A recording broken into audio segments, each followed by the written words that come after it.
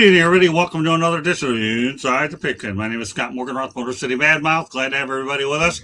We have Marvin, we have Candy, we have Mel, we have Tom, we have Steve, and maybe Ben. Right now, Ben is playing the role of, what's his name, the magician. Help me out, David Copperfield.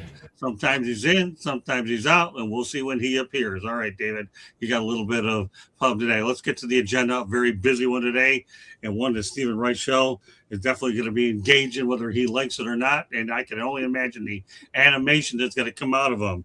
We'll talk about his favorite running back. Saquon Barkley missed every regular season bonus a year after he hit every contract incentive in the first season of a 3-year, $37 million deal. Barkley ended up reaching none of those in the regular season, and he wasn't able to hit them this postseason either, as the Eagles lost to the 49ers 23-19.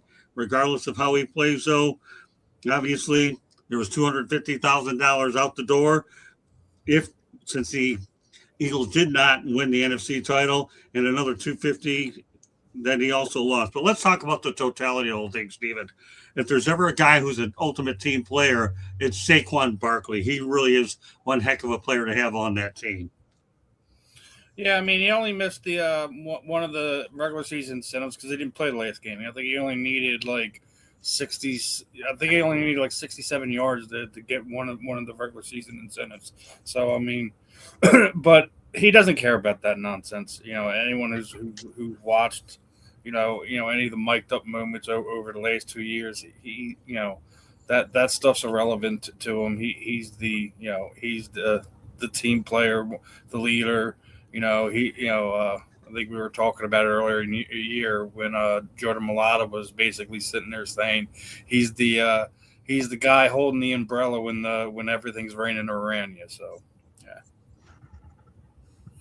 Well, again, he's a very unselfish player. The one thing he ended up getting in Philadelphia that he yearned for with the Giants is he got a Super Bowl championship. So not the worst thing. Yes, you missed a couple bonuses this year, but mark my words, Saquon Barkley isn't complaining about it. Tommy? Oh, he had a 1,100-yard season, 1,140 yards, 106 yards in the playoff game on a team that had trouble passing the ball. That's a pretty strong season. I think he just only added to his legacy, especially on a team where it seems like it was a bit dysfunctional with A.J. Brown always crying about not getting the ball and then dropping balls in a crucial playoff game. Saquon was probably the most consistent player on the team. Great season, the way I see it. Mel? I'm sure Saquon's saying, "Don't cry for me." I mean, he got paid. That's the most important thing. He got his money.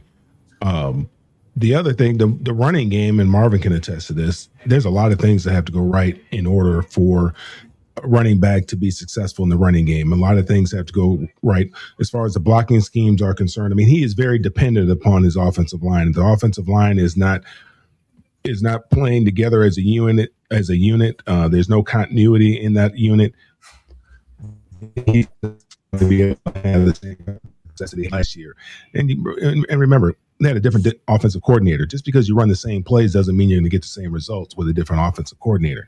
Now, there's a certain attention to detail that you have to have in order to perform at the level in which they performed at. And they performed last year at a very, very high level.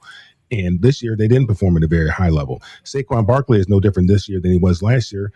Just not getting the offensive line, the continuity in the offensive line, the continuity in the offense as a whole just wasn't there. And obviously, because of those issues, and obviously it's going to reflect on his numbers as well. But again, he got paid, so don't cry for him. I'm sure he's saying, "Don't cry for me." He's straight. Candy? When you come off a year where you had 2,005 yards rushing, it's hard to compete. I mean, it's hard to maintain that level all the time. And let's face it, all the teams were gunning for Philadelphia.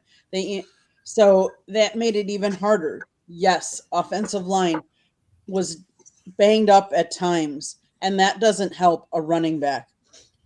So I don't put this all on Saquon. He's such a good down to earth character that, I mean, we talked to him last year. at the Super Bowl. Really great guy. Still over 1,000 yards rushing. Nothing to sneeze about. Great season for him. But yes, the team fell short.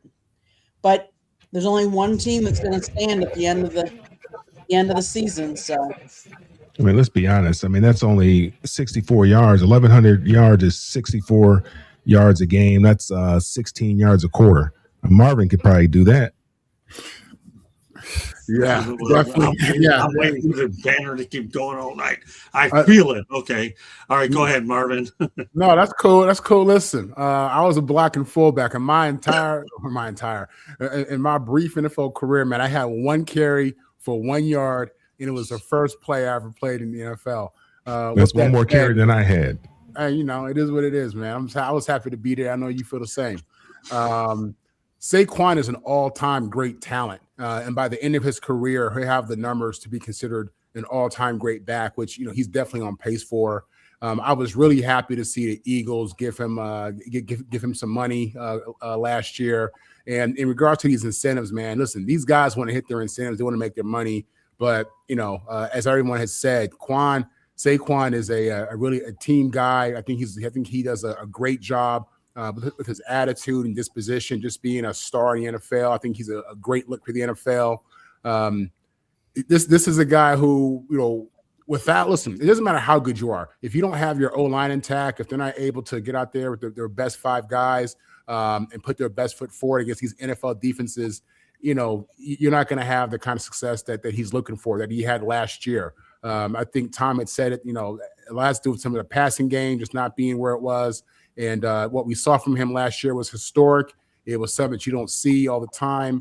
And, it's hard to be successful, like he was, and then come back and do the exact same thing. He's really a victim of his own success in a way.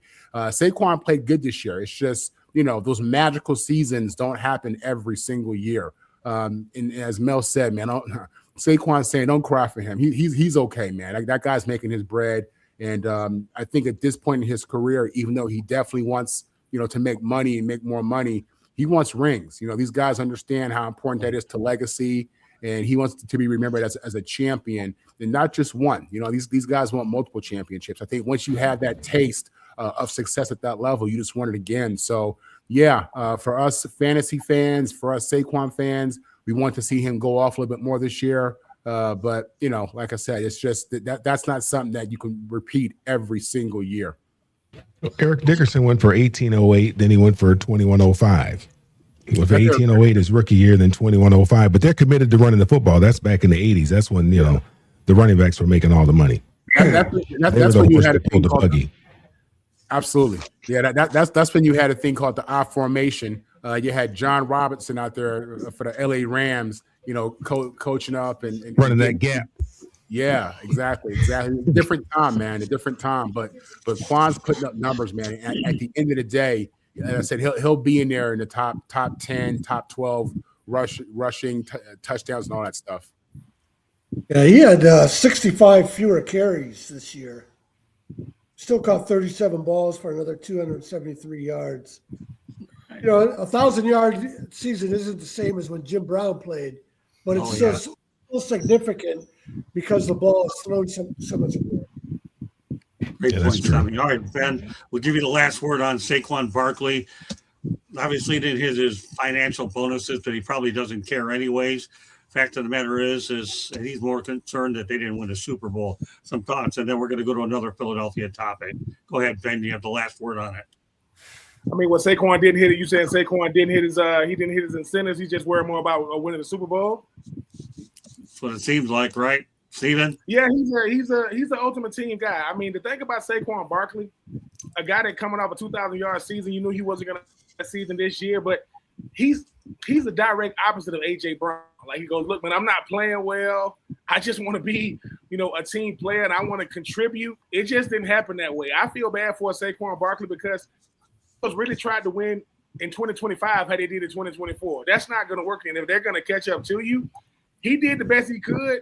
But I think that the Eagles think that Saquon Barkley is I think they thought that he was more of a Christian McCaffrey, and he's not. Now, he's talented, super talented. Right. But what they want him to be in the pass game. He's not, and the running game just wasn't efficient. And you see how it hurt the Eagles. So yeah, I'm not surprised that Saquon Barkley cared more about winning. And I know he wanted his numbers, but he got a contract extension at the end of 2024. It just didn't translate to 2025, and the band might be breaking up. I don't think Saquon Barkley is going to be a part of the band breaking up, but I don't see that offense looking the same in 2026 because that much offensive production and that lack of that much offensive firepower and that lack of offensive production. Yeah, but Saquon, man, he's a pro's pro, and I'm happy that I'm happy that he had the year he had 2 years ago. But yeah, Marvin and Mel know this. Look, we ain't trying to help you get no incentives. If we don't have Super Bowl aspirations, but we try to help you get them incentives. If you do right by us, we'll do right by you. You going into the game and you need 7 catches, you're gonna catch 6, and they're gonna put the young guys in, unless you help them out. I'm not surprised. Well, that's it. Well, let's go back to Philadelphia. Obviously, we talk about the offense, and today the offensive coordinator, Kevin Patullo, was let go by Nick Sirianni. Steve, why don't you give us a little bit of insight on what took place, why the OC is no longer the OC? Well, I'll tell you about 99.9% of the fans, or maybe, well, I'm not even going to say that. 100% of the fans are absolutely they're having a drink tonight in celebration. Because as we have already seen that it's rough, and we've seen the stark difference between last year and this year. Yes, there were some injuries on the offensive line, but the scheme has just been off. AJ Brown was extremely upset about how everything was going. Even the Super Bowl year, there was times where AJ there was things that was rubbing him the wrong way, but it was also because it was a run centric offense. We were barely seeing 30 attempts, as it were, and then Kevin Patullo just didn't do himself any favors with it in any way, shape, or form. He was talking to Ryan Fitzpatrick, talking about a few weeks ago, talking about how he just gets unfairly judged. But then when you look at, what was it? Former Eagles wide receiver Jason Avant was breaking it down. And it was just basically he was running the same 4 plays over and over again, as far as what the passing schemes were. You can't do that in the NFL. You have Dan Orlovsky breaking it down, and he basically was sitting there saying it was a copy and paste offense. So when you're looking at how it all is being broken down, it was just he was absolutely an inept,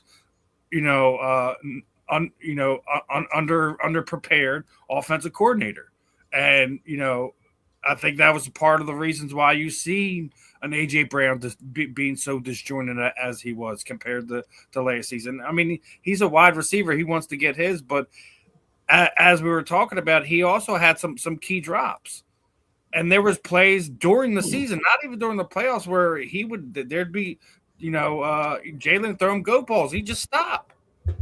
So like there was a lot of miscommunication, and I think it started with the coaching. So when you have the star power that you have on that offense, and then you don't perform. Yeah, you had 2,000-yard receivers. Yeah, you had a 1,000-yard running back. But Jalen Hurts had the most passing touchdowns that he had in his career. Yeah, you had Dallas Goedert. He had set a team record for receiving touchdowns for a tight end. That's all well and good, but if you don't perform in the moment you need to perform, somebody's got to pay for it. And you could sit there and say that he may be the scapegoat. That might be true, but I also think that it also plays a part in you lose your offensive coordinator, you win the Super Bowl, you have very limited options on guys you could bring in. So what happened? And go back and look at this. Every time that Jalen and Nick Sirianni, when they've lost their offensive coordinator and they hired within the following season, it has been a mess. But when they hire the offensive coordinator outside of their building, they've all started head coaching jobs the next season. Every single one of them. So you have to play a couple different keys in this. I think Kevin was in a winless situation. He probably wasn't the right guy for the job, but he was in a winless situation. Jeremy, to answer your question, yeah, Kellen Moore was the OC last year in Philadelphia, and he obviously went ahead and I agree with him. He was using Matt Nagy's Tecmo Bowl playbook. That's probably spot on there. So, Jeremy lobbying, time for me to talk football on as a guest. Good stuff. All right. Great. Thanks for being in here, Jeremy. All right, let's go to our featured topic of the night after everybody else can talk about this. All right, Ben, some thoughts about Kevin Patullo no longer in charge of the offense. Well, I mean, I think Steven just said it. Somebody's going to have to be the fall guy. I mean, the easiest guy is going to be Kevin Patullo, right? That's going to be the easiest fall guy. But here's the thing, right? No one wants to talk about it. Sometimes numbers are deceiving. Yes, the Philadelphia Eagles had 2,000-yard rush. 2,000-yard receiver. They was barely over 1,000. That was like 1,007 yards, 1,008 yards. I would say this. Kellen Moore was going to be hard to replace, just like Ben Johnson was for Detroit. Like, do you see how potent that offense was in 2024? So, like you said, Stephen, unless they're just putting up, yes, people are putting up career numbers. You talk about Dallas Goedert, you talk about Jalen Hurts, but they were accepting things in wins they wouldn't accept in losses. The second half, that second half offense, it was dismal a lot of times, but they're winning games. So nobody's really going to say anything. That's not going to win games in the playoffs. So I think that Patullo, he was out of his element because when you got that much firepower, you still got to be creative. You can't just go, hey, Saquon, go break a tackle. Hey, AJ, go break a tackle. No. Where's the motion? Only two guys ran go routes. That would be Devonta Smith and AJ Brown. And I can tell you the formation when they're going to run them. I can tell you when AJ Brown is going to run an in cut. I can tell you when he's going to run the out. I can tell you can't play predictable offense and expect to win games in the postseason. So I'm not surprised. But here's the thing about the Eagles. You can't do what every other team does because you're one of the upper echelon teams. So I'm not surprised he got let go. Nick Sirianni going to have to make some serious – I don't think Tulo is going to be the only one. I don't think A.J. Brown is going to be back either. I really, really don't. Because the thing about A.J. is something you just said, Steven, you can't talk that much when you don't get the ball. And when you do and you drop it, you know where to be found. I'm not talking to the media. That's not going to work. And I do think the Eagles are going to be a team to deal with moving forward. But you got to make the right decision, not a decision. Bad teams make decisions. That's why that's why you got coaching changes all over the freaking place. Now everybody want Mike Tomlin. Hey, Mike, man, you come down to Atlanta, man, we'll do you right. I'm just saying, it's in the dome. Just think about it. But I just think that Patullo knew that he was probably going to be one and done because when you're on a team that matters, everything you do matters. And everything you don't do matters as well. So it ain't Patullo you got to worry about. Who's going to be the guy? If Mike McDaniel become the offensive coordinator for the Eagles, I'm not watching football next year. I'm not watching it because what he can do with those weapons would be dangerous, people. So we'll see what happens, but I'm not surprised that somebody's going to be the fall guy. 40 million reasons to keep A.J. Brown unless you want 25 million. People don't care about cap hits. If they got Howie Roseman. He is Houdini. If anybody can find a way to flip that money, the Eagles need to hit a home run with the new OC. Yeah, I think they do, but I'm not surprised that Patullo is gone. I would love to say, oh my God, they got rid of the OC. What? I mean, the Falcons got rid of their GM and they freaking head coach. Problem is, it's a year too freaking late. It's a year too late. Terry Fontenot. Anyway, don't get me started. We're talking about good teams, not irrelevant teams. So I'm not surprised that he's gone. Know that now Howie Roseman, the biggest decision he's going to have to make this year is not going to be who you re-sign. It's do you bring in an OC that know how to call plays? Because Saquon Barkley looking mediocre. Only Patullo could do something like that. Crazy. I'm not going to get you started. You do a good job of your own. Get yourself started. I'm just saying, man. Don't get me. I mean, we talking about real football teams, man. Every time some people at Atlanta, I'm thinking about why we want to bring that up, or why we got to ruin my day. You know what I'm saying? I root for the Titans, I root for the Falcons, and I played in Florida. I didn't have a good 2025. That's all I'm saying. I didn't have a good 2025. I totally get it. I totally understand. All right, Tommy. It's just sports, sometimes things don't work out, guys don't mesh.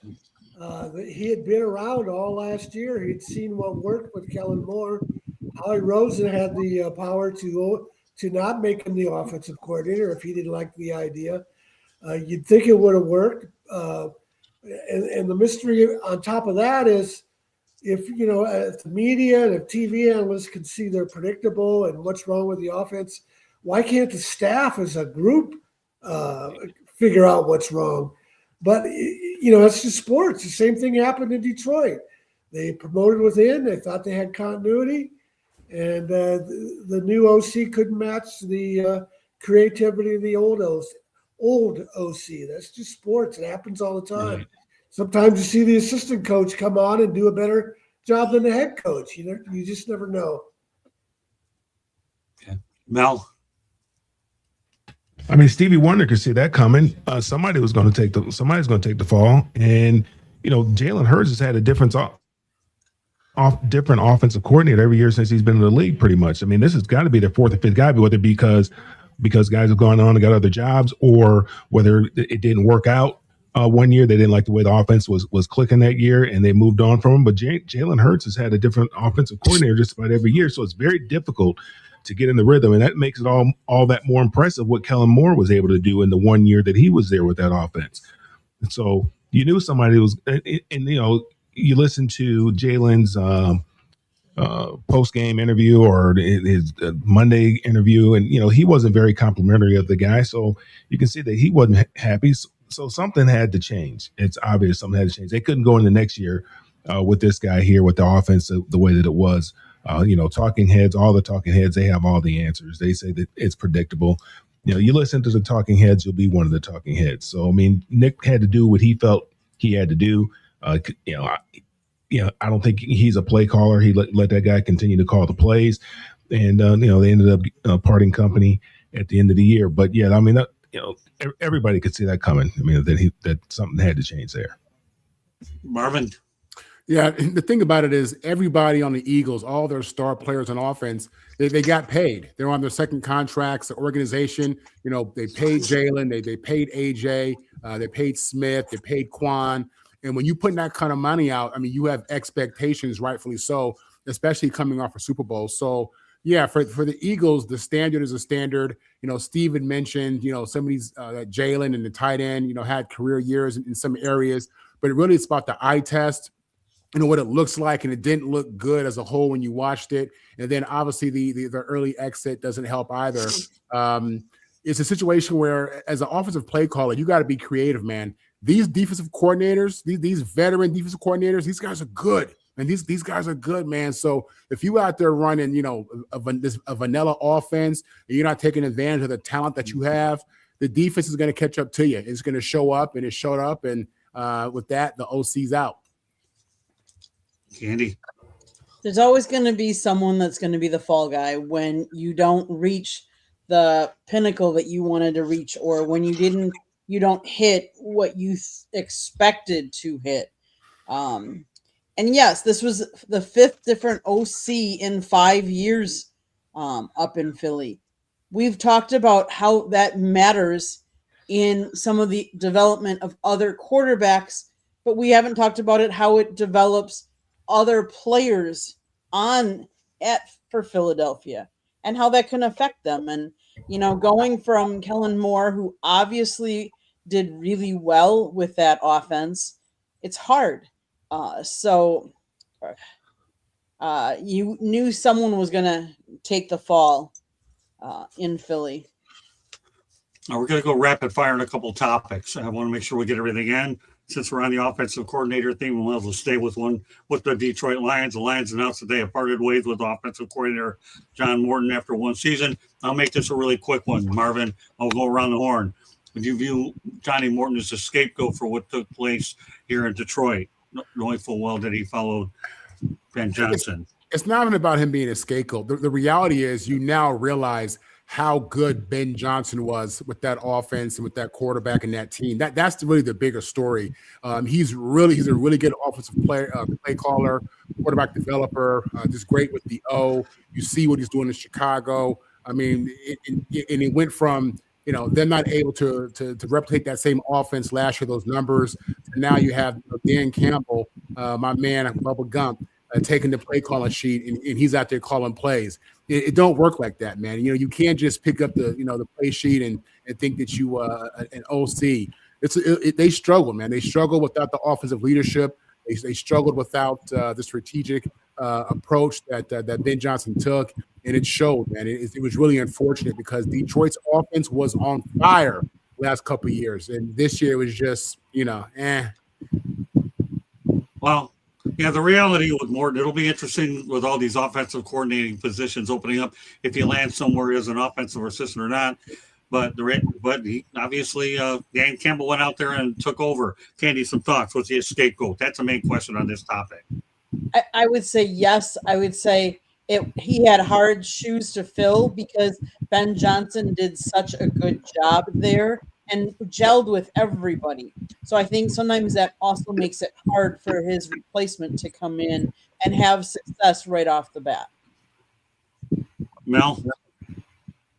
No, he wasn't a scapegoat, man. The guy got paid to do a job, and he did a lousy job. I'm not here to call for anybody's job, say someone should get fired or whatnot.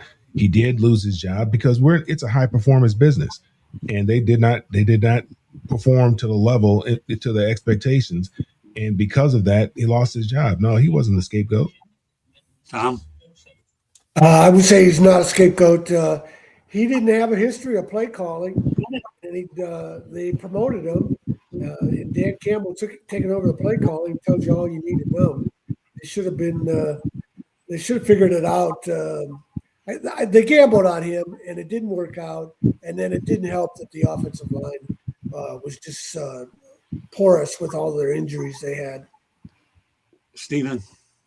No scapegoat. I mean, if anything, he's the victim of blind loyalty, getting thrusted into that position that just he wasn't fit for. We were just talking about this, so not a scapegoat. You don't perform in this league. That's what do they say? Not for long in the NFL. Well, it's not for long. Ben, your final word on it. Yeah, I don't think it's a scapegoat either. I think sometimes people look at what somebody else did and go, "Oh man, I got a Monte Brown, I got Jahmyr Gibbs and company, man. All I got to do is do this until it don't happen, until it doesn't happen." You have to call plays to win games. You can't just call plays and think my players are just better than the defensive guys, so they're going to be good enough to go out there and get it done. No. And sometimes the players ain't as good as you thought they were. Now, when they had Ben Johnson, because he was creative, yes. You put another guy in there, no.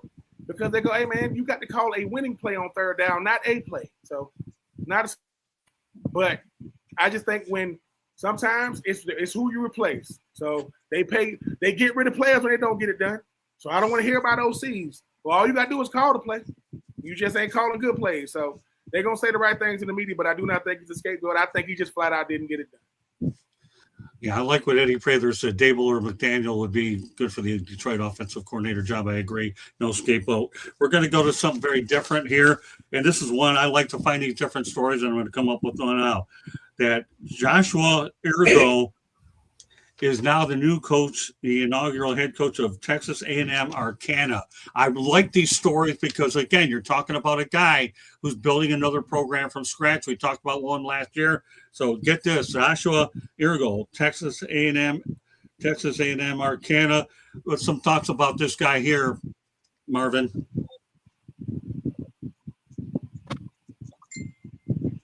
Marvin, you're on mute, Marvin. You're on mute. Okay.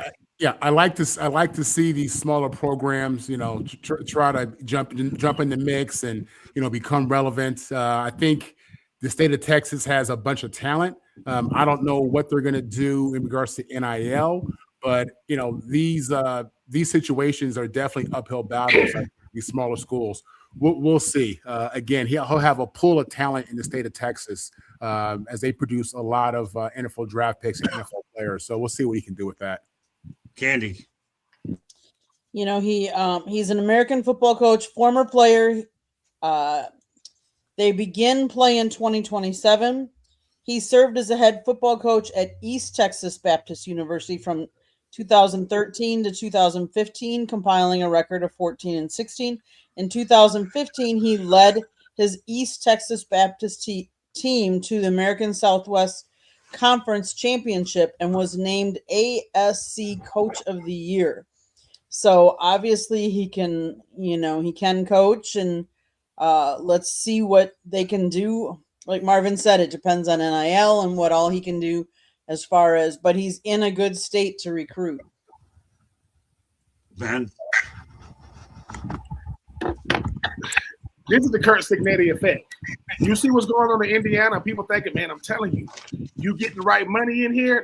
Now I'm pretty sure he's going to be getting put out. Indiana got a bunch of grown men. We talking about average age of 23.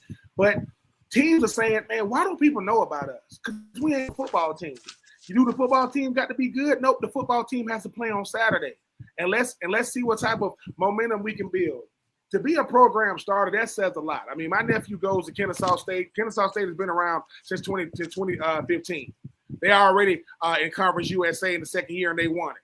So these Conference USAs and different conferences, you got a shot to be able to be in these conferences really, really quickly, depending on how well you play. So, yeah, and in the great state of Texas, you're going to have plenty of guys because guess what? There are going to be some guys in the portal who thought they were going to get money who going to realize, hey, man, do you want to come over here and play or do you want to sit in the portal? It ain't Texas. Yeah, I go to Texas A&M, Texarkana, but football is football. So I do think that because of what football means to these schools and what it means as far as revenue and exposure, I love when people try to throw their hat in the ring and say, let's try to see if we can make this thing jump because ain't but one team going to win it, right? And guess what? It ain't going to be Texas A&M. They're not going to win the Natty. So might as well go to Texas A&M, Texarkana. And guess what? Texarkana, Texas A&M, Texarkana, Texas A&M football trophy case, it looks the same. It looks the same. So I get which one you want to go to, but football is football. And maybe that's just me jumping at these Texas A&M fans. Yeah, gig them that. Yeah, baby, all that trash they was talking, what they saying now? Sitting on the couch. So Texas A&M, Texarkana, I will root for y'all, and I hope Texas A&M put them on the schedule, and I hope they beat them. Tell me how you really feel. You make me look like a genius when I come up with topics like this, Ben. You make me look really good because I look hard for some of them. I'm on here with Mel, Mom, Tom, and you talk about the Rose Once Miss Candy. No, man, I'm just saying. I mean, upstarts got to be something that we believe. If you believe in capitalism, quote, and the American dream, you got to like upstarts, man. Anybody can deal with the Fortune 500s. Give me these small businesses that runs America anyway. Give me those. That's what I did. That's why, because of you, the way you talk about them, I keep bringing them on. I like this reinforcement from people like you that get me these Texas A&M Arcanas and the other ones we come up with, and I'll look for another one next week. Mel, some thoughts about Arcana. Yeah, I got nothing. You didn't give us a whole lot on it. Are they a Division One? Are they Division One, or what division are they in? They play football in Texas. That's all you need to know. I understand, but what level of football? I mean, Division One, Division Two. What are they? Are they in the FBS, FCS? Where they at? Well, Rolls Royce, give him his answers. I'm looking. I'm just. It's fine if you don't, because I mean we're talking like we're talking about the coach, Joshua Ergo, my man. He's taking this program and building it from scratch like every other new coach does these days. Yeah, I never heard of him, man. I got nothing. I'm sorry. Well, tonight you have. Yeah, tonight's. I mean, when we saw it, I figured you'd give us something and I could go off of it, but I got nothing. Oh, that's all right. Candy's going to give you something to talk about, right, Candy? It said in 2025. The River Red Athletic Conference. The River Red Athletic Conference. I don't even know what that is, but let's do it. Go ahead, Candy. Give them something. In 2025, the university announced that it would be adding football, and play will begin with the 2027 season. Coinciding with the announcement, athletic director Ryan Wall announced that the Eagles will be moving to the Lone Star Conference at the NC2A Division II level, starting with the 26-27 academic year. The athletics department also entered a partnership with Red River Credit Union for the naming rights to the future football stadium. The stadium is planned to have a capacity of 6,000 and open in 2028. Division II, Mel. That's all you need to know. All right, go ahead. Yeah, that's great, man. Some more kids are going to get an opportunity to play football. There you go. That's a comment I need. Thank you. All right, Tom. Yeah, we talked about this last time about the school, I think in North Dakota, that, it brings, Right. it gives the school a name, brings it some attention. The other thing it does that I didn't mention last week was that it can also bring the community and the college together. A lot of places call it town and gown. So they're not opposing each other, they're working together. Right. They're one community instead of two separate communities. And Texarkana is right there where they're close to Oklahoma, they're close to Arkansas, and I guess they draw students from all three of the states. And so if anybody needs an identity just to focus on, it's a school like that. And then the other thing is, who knows where this coach will end up. Kurt Cignetti coached at Indiana University of Pennsylvania Right. before anybody knew who he was. And he also coached at Elon, which is a small school here in North Carolina near Greensboro. So who knows? My college historian, Tom Shanahan. Great stuff. And I've driven through Texarkana before, so I knew about this. This would also intrigue me to put in on. We'll go to another college school everybody's more familiar with, and that's 9 straight bowl wins for the Minnesota Gophers, who have the longest bowl win streak in college football going on. They finished the year 8-5. Tommy, some thoughts about the Gophers winning at least 9 straight bowl games? Well, J.P. Fleck is a great coach. He was a great coach at Western Michigan. I don't know if Minnesota will ever be more than just a middle of the pack program, though. I mean, the bowl games they're winning, they aren't the Rose Bowl or the Sugar Bowl or anything like that. So it's about as good as Minnesota can do. And J.P. Fleck is getting the most out of that program. Mel? Yeah, I mean, I think PJ Fleck is a good coach, but yeah, Minnesota's a tough program. When you're looking at the Big Ten, well, how many teams are in the Big Ten now? 16 teams, 17 teams in there right now, 18, whatever that number is. That's a tough program, and I think he's a good coach. And I think he could probably, if he ever decided to leave Minnesota, he could probably go somewhere else and do very well. But he seems to be devoted and committed to that program and to that community, and trying to make something special happen there at Minnesota. That's a tough program. And I appreciate the fact that Minnesota is doing what they're supposed to do. I mean, you put them. I think you start talking about college football teams; they ain't all in the same caliber, even though they all play each other. 9 straight bowl games wins is a big feat because you got big time programs that can't even make bowl games. So everybody say no one cares about a bowl game. Yeah, yes they do. Yes, people do, and it's easy to say. It's easy to say that no one cares about bowl games when you can't even make a bowl game. So when you talk about the standard, yes, Minnesota's never gonna be, put in the same category as other schools, but that don't mean they got an incredible thing going on with the Golden Gophers. So I respect it because it shows that what they're trying to accomplish, they're getting it done. Do they make noise certain years and certain outlier years? Yeah. Will they ever be in consideration of college football national championship?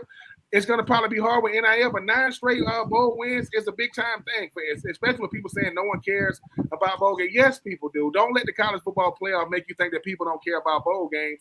People still do, and I still think it's a great thing for the student athletes. So, congrats to the Golden Gophers keeping that thing alive because there's a team that will go unmentioned in the state of Florida that can't even make a bowl game. Two of the big 3 can't even make a bowl game. So, yeah, I respect that stuff. great stuff. All right, Marvin. Yeah, PJ Fleck is really a good coach. Minnesota beat my Trojans 2 years ago up in Minnesota. I saw it up close watching the game, and they were tough, man, physical team. It doesn't surprise me that they've had that kind of success. PJ has built a really good program, even in this NIL transfer portal era, and it's really good for the program because what you want to do is you want to go into the offseason feeling good. You want to go into the offseason feeling like you have something going and you're headed in the right direction. And after coming off a 2-week bowl prep, you win your bowl game, you play a team, most likely out of conference, who also is excited about this.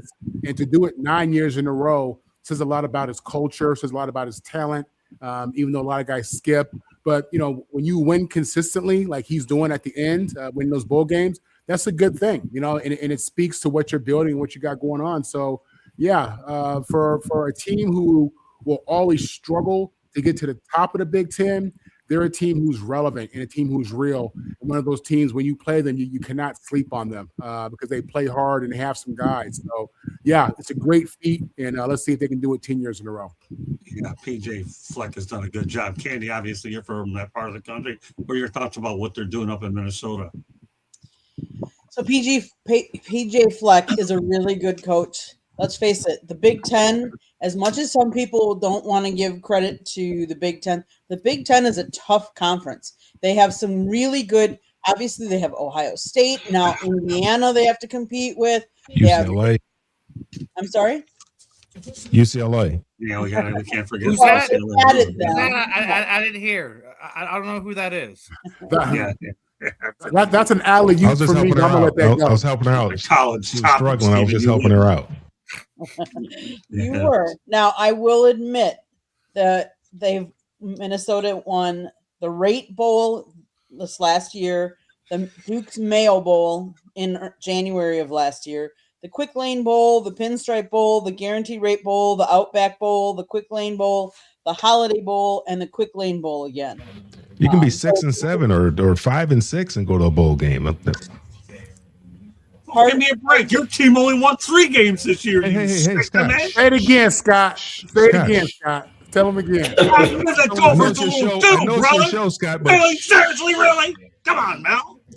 I know it's your show, Scott, but I know it is too. Wait a minute. I touch you more slack than anybody. But give me a break. Give the Gophers a little love. I'm not telling you to talk about the Trojans. Talk about the Gophers. Go, Gopher. We'll put their record up there. All the years they've been playing football. I'll put UCLA's record up against theirs any day. Of course you would. What do you expect you to do? I mean, they play in the Rose Bowl. How many Heisman Trophy winners do they have over there in Minnesota? More than you. Don't worry about it. We're not talking about it. We're talking about I guarantee they don't have more than UCLA. Wait a minute, Mel. We're talking about a 9-game bowl streak. All right, so maybe they're not the cream of the crop. They might be part of the cream of the crap a little bit. We don't even care. They still won 9. Doesn't make any difference. I got nothing. I got nothing to hang my hat on. I got nothing to fight. I know you don't, especially next year. I'm fighting with my arms behind my back. But guess what? We'll be back. 2026. This is our year. It's okay. I'm not saying the Gophers are down. Cowboys fan. Next year it's our year. Next year. Yeah. You got to show that you and Marvin can go at it every Saturday and beat each other up like two people with clubs about USC, UCLA. Give the Gophers their due. Respect. That's all. Respect. All right, well, that's good enough out of you tonight anyways. All right. But all right, Steven, do you have anything to say about this 9-game winning streak until we go back to the NFL where you're more comfortable with it anyways? Yeah. The only thing I know about Minnesota is that Bronco Nagurski played for him. Other than that, that's good enough coming out of you. I mean, they might as well be on the same wavelength as UCLA. We don't know who. Big Hurt, I think, played there. Dave Winfield, I think, went to Minnesota.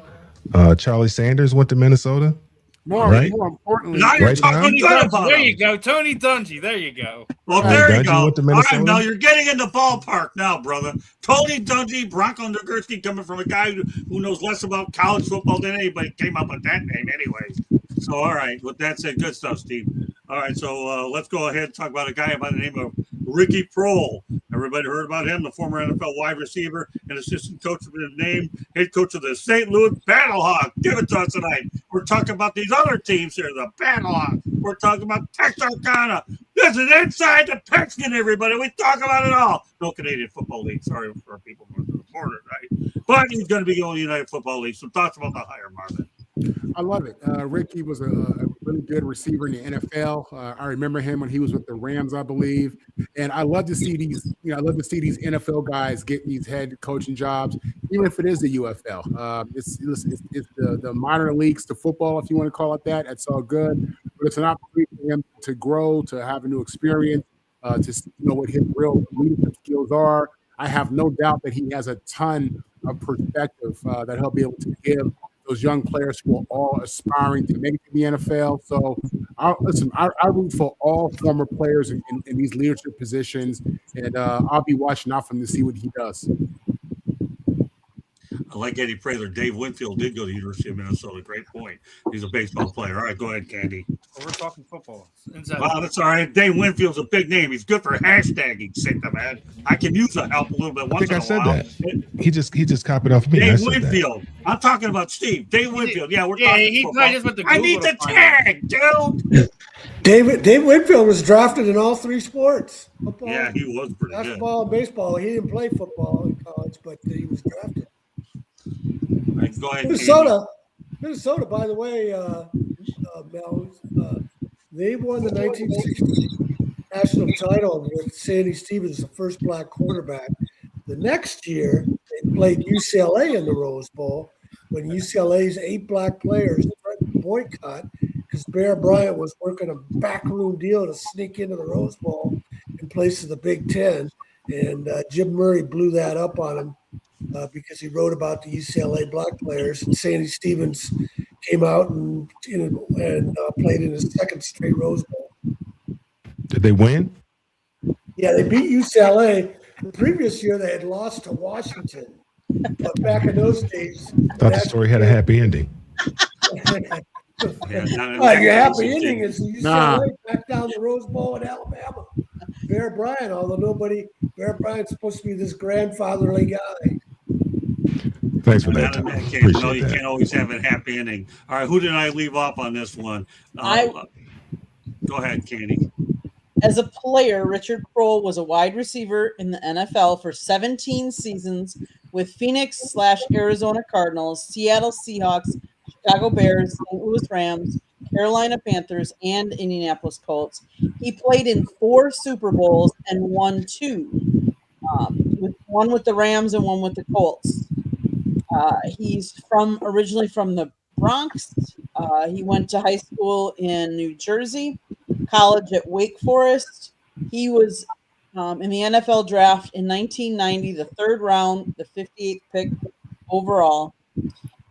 He's been coaching. He was an offensive assistant for the Panthers, 2011 to 12, a wide receivers coach from 2013 to 2016, and then now he was a wide receivers coach with St. Louis Battlehawks in 2023, and now he's been hired as the head coach. So he has a resume. He's been around football a long time.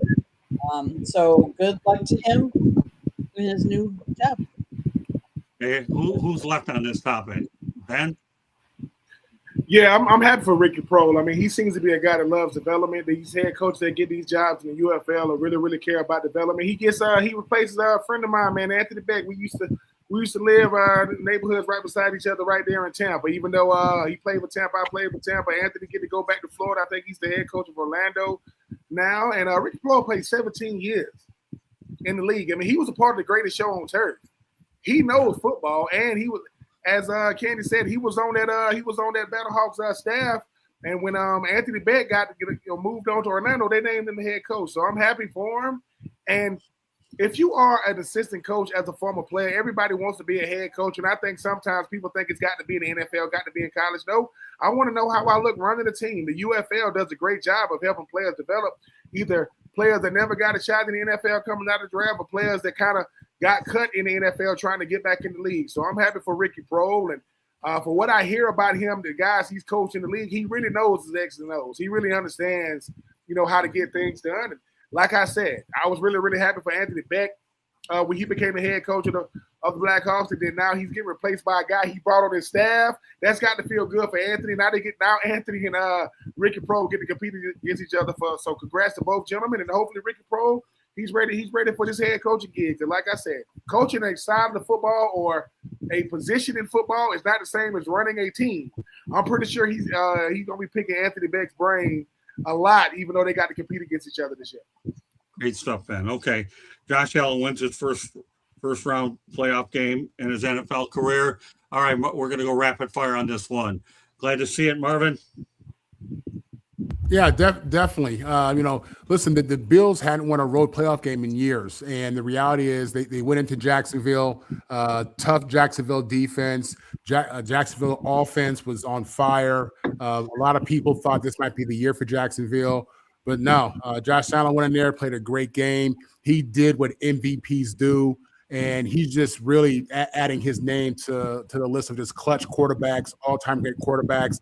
Obviously, he needs a Super Bowl to really get to that level. But when you win a game like this against Jacksonville at Jacksonville, when Jacksonville's on fire, offense and defense, it's a big-time move, man, and it's only going to aid to increasing and making his legacy even greater. Candy? Josh Allen did what he needed to do to solidify himself as MVP for this game. Let's face it, he was injured. At one point they checked him out for a concussion. At another point he hit his hand on a helmet. Then he twisted his knee in that game. He did what he needed to keep the ball as long as he did near the end and to score, because this was a seesaw battle back and forth.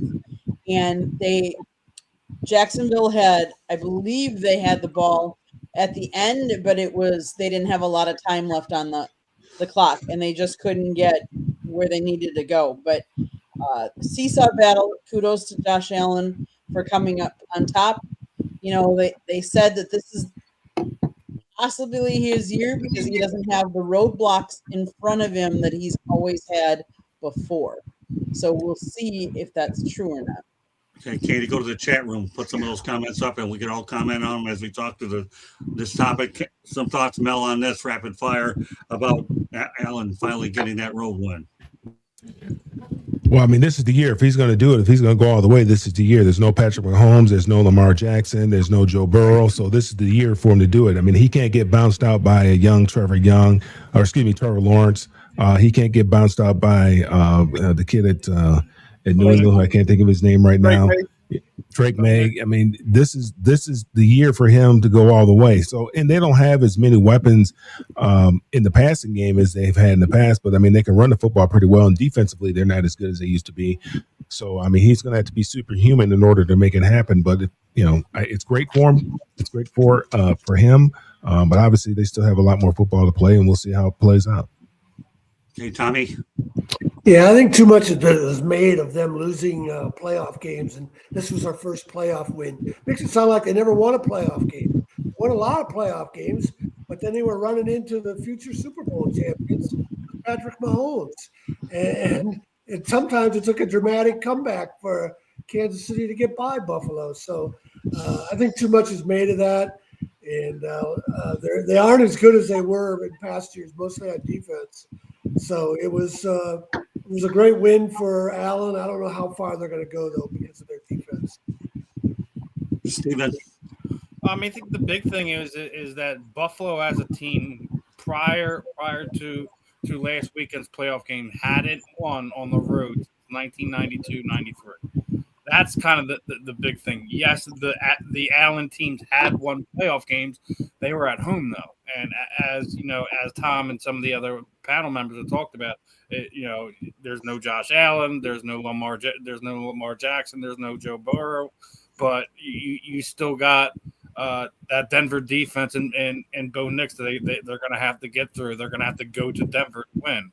They're going to more than likely have to play on as the road dog from here on out if they continue to win over the next few weeks. So I think it's a big deal getting that first road win at under your belt too. Doing it with, as we're talking about, with not as many weapons. I think people are underestimating what Brandon Cooks has actually meant to Josh Allen since that late season pickup. So it's one of those things where this has to be his year with everything that's played out. We just watched my Eagles get washed out. I know a lot of people, they want to see the Rams go back or Seattle get another crack at it, or dare I even say the Bears that have a chance. I want to see the 49ers in Levi Stadium against Josh Allen and the Buffalo Bills in the Super Bowl. That's what I want to see moving forward. They still have to get through Denver, and I think that'll probably be their toughest test. We'll see what happens after this week and how everything shakes out, but it's in Josh Allen's hands. He's been their de facto Superman over the last few years, regardless of how good or bad the defense is right now, the way he's playing, it has to fall on him. This has to be the year he does it. I'd love to see the Bills do it and finally get over that hump. Well, I'm glad you brought up Brandon Cooks. Great stuff, Stephen. All right, Ben. Yeah, I think the thing about a guy like Josh Allen is, you got a shot as long as he's on the field. I mean, he took a pounding. Like, he got beat up, but he knows, look, I have to go out there and be everything for this team. I know that defense led by Greg Rousseau and those guys was able to go out there and put pressure on Trevor Lawrence. It was 4th and 1, and they was literally trying to let them get in the end zone because they thought that the Jacksonville Jaguars offense was going to go down the field. That is not winning football. 4th and 1, I was supposed to go like 10 yards or however long and win, and then they thought he got in the end zone. But Josh Allen is the all-time leading. He has the most rushing touchdowns in NFL history, and he still got 7-8 years left. He's going to have over 100 rushing touchdowns. That's not including the postseason. So if you are Jacksonville, you say, hey, man, what is the consolation prize for making it to the playoffs? Josh Allen, you won and done. And if you are Josh Allen, you got to find a way to get it because you know that Patrick Mahomes, as we mentioned, isn't there. Lamar Jackson isn't there. Joe Burrow isn't there. And I think that for this Bills team, the thing about Josh Allen that doesn't be talked about enough, yes, he gets a lot of unfair criticism when he doesn't win because of the player that he is, but he has to play well for them to win. He's not in a position where he can play okay and they win. Keon Coleman is supposed to be his number 1 receiver, and he's been a healthy scratch 2 games in this season. He had 1 catch on Sunday, and they still won. Name a team that your number 1 receiver barely had 600 yards receiving the whole year, has been a healthy scratch 2 games, and you still moving on in the playoffs. So congratulations to Sean McDermott, because people talk about coaches that are under pressure. Nobody's under more pressure than Sean McDermott year in and year out, regardless of who's in the playoffs. But I was very impressed with Josh Allen because when he went out for concussion protocol, I would not have to want to be that trainer to have to go tell Sean McDermott he's out. That trainer was like, please be okay. Hey, Allen, how many fingers do I got up? 2. Coach, he's good. He could go back in. But shout out to Buffalo because they finding a way to beat teams that had good seasons, but they don't got to. But Trevor Lawrence is a good team, a good player on a good team, and Josh Allen is a great player on a good team, and the great player and the good team moved on. I'm looking forward to see how they handle that Denver air and that Denver defense. Okay, we're going to go rapid fire on this one. Bills favored over number 1 seed Denver Broncos. Do you like it, Marvin? I get it just because they got the MVP coming to town. The thing about it is Denver has a decent defense. More importantly, they got Sean Payton and Bo Nix, running that offense. I think this could be Denver's year. I think Bo Nix is just an ascending quarterback. But Vegas obviously likes the MVP. They like the performance of Josh Allen from last week. Again, this guy's on fire, man. He's in the middle of his prime right now. And I just feel like he realizes he has to get that Super Bowl to really get to that next level of conversation for him in regards to who he is and where he ranks. Andy? This one's tough. I mean, because here you're talking about a veteran, an MVP, going into somebody else's home on the road, going into Mile High Stadium and trying to beat Bo Nix. But I think we'll see a difference in the rushing game. I think James Cook will come out and he's going to outlast RJ Harvey. And I think Buffalo is going to take it. I hope my boss isn't watching because my boss is a Broncos fan, but hey. Now, I'll just say that Josh Allen is a player of destiny, and maybe your boss will get over it, but we'll see. I don't know. I'm not lobbying between. I'm just glad he gave you the time off the Senior Bowl. All right, go ahead, Mel.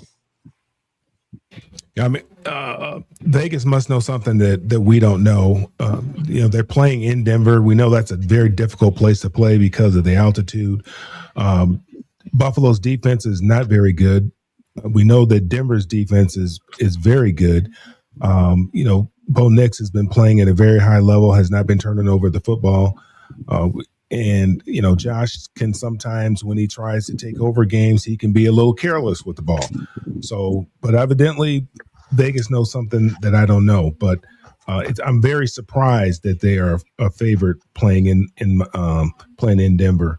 But it should be a good football game. I can't say that I'm a Sean Payton fan, but the way that he's turned around that football program in the last couple of years, and what he's done with Bo Nix and what he's done with that defense, you have to take your hat off to him. I mean, they're playing very good football right now.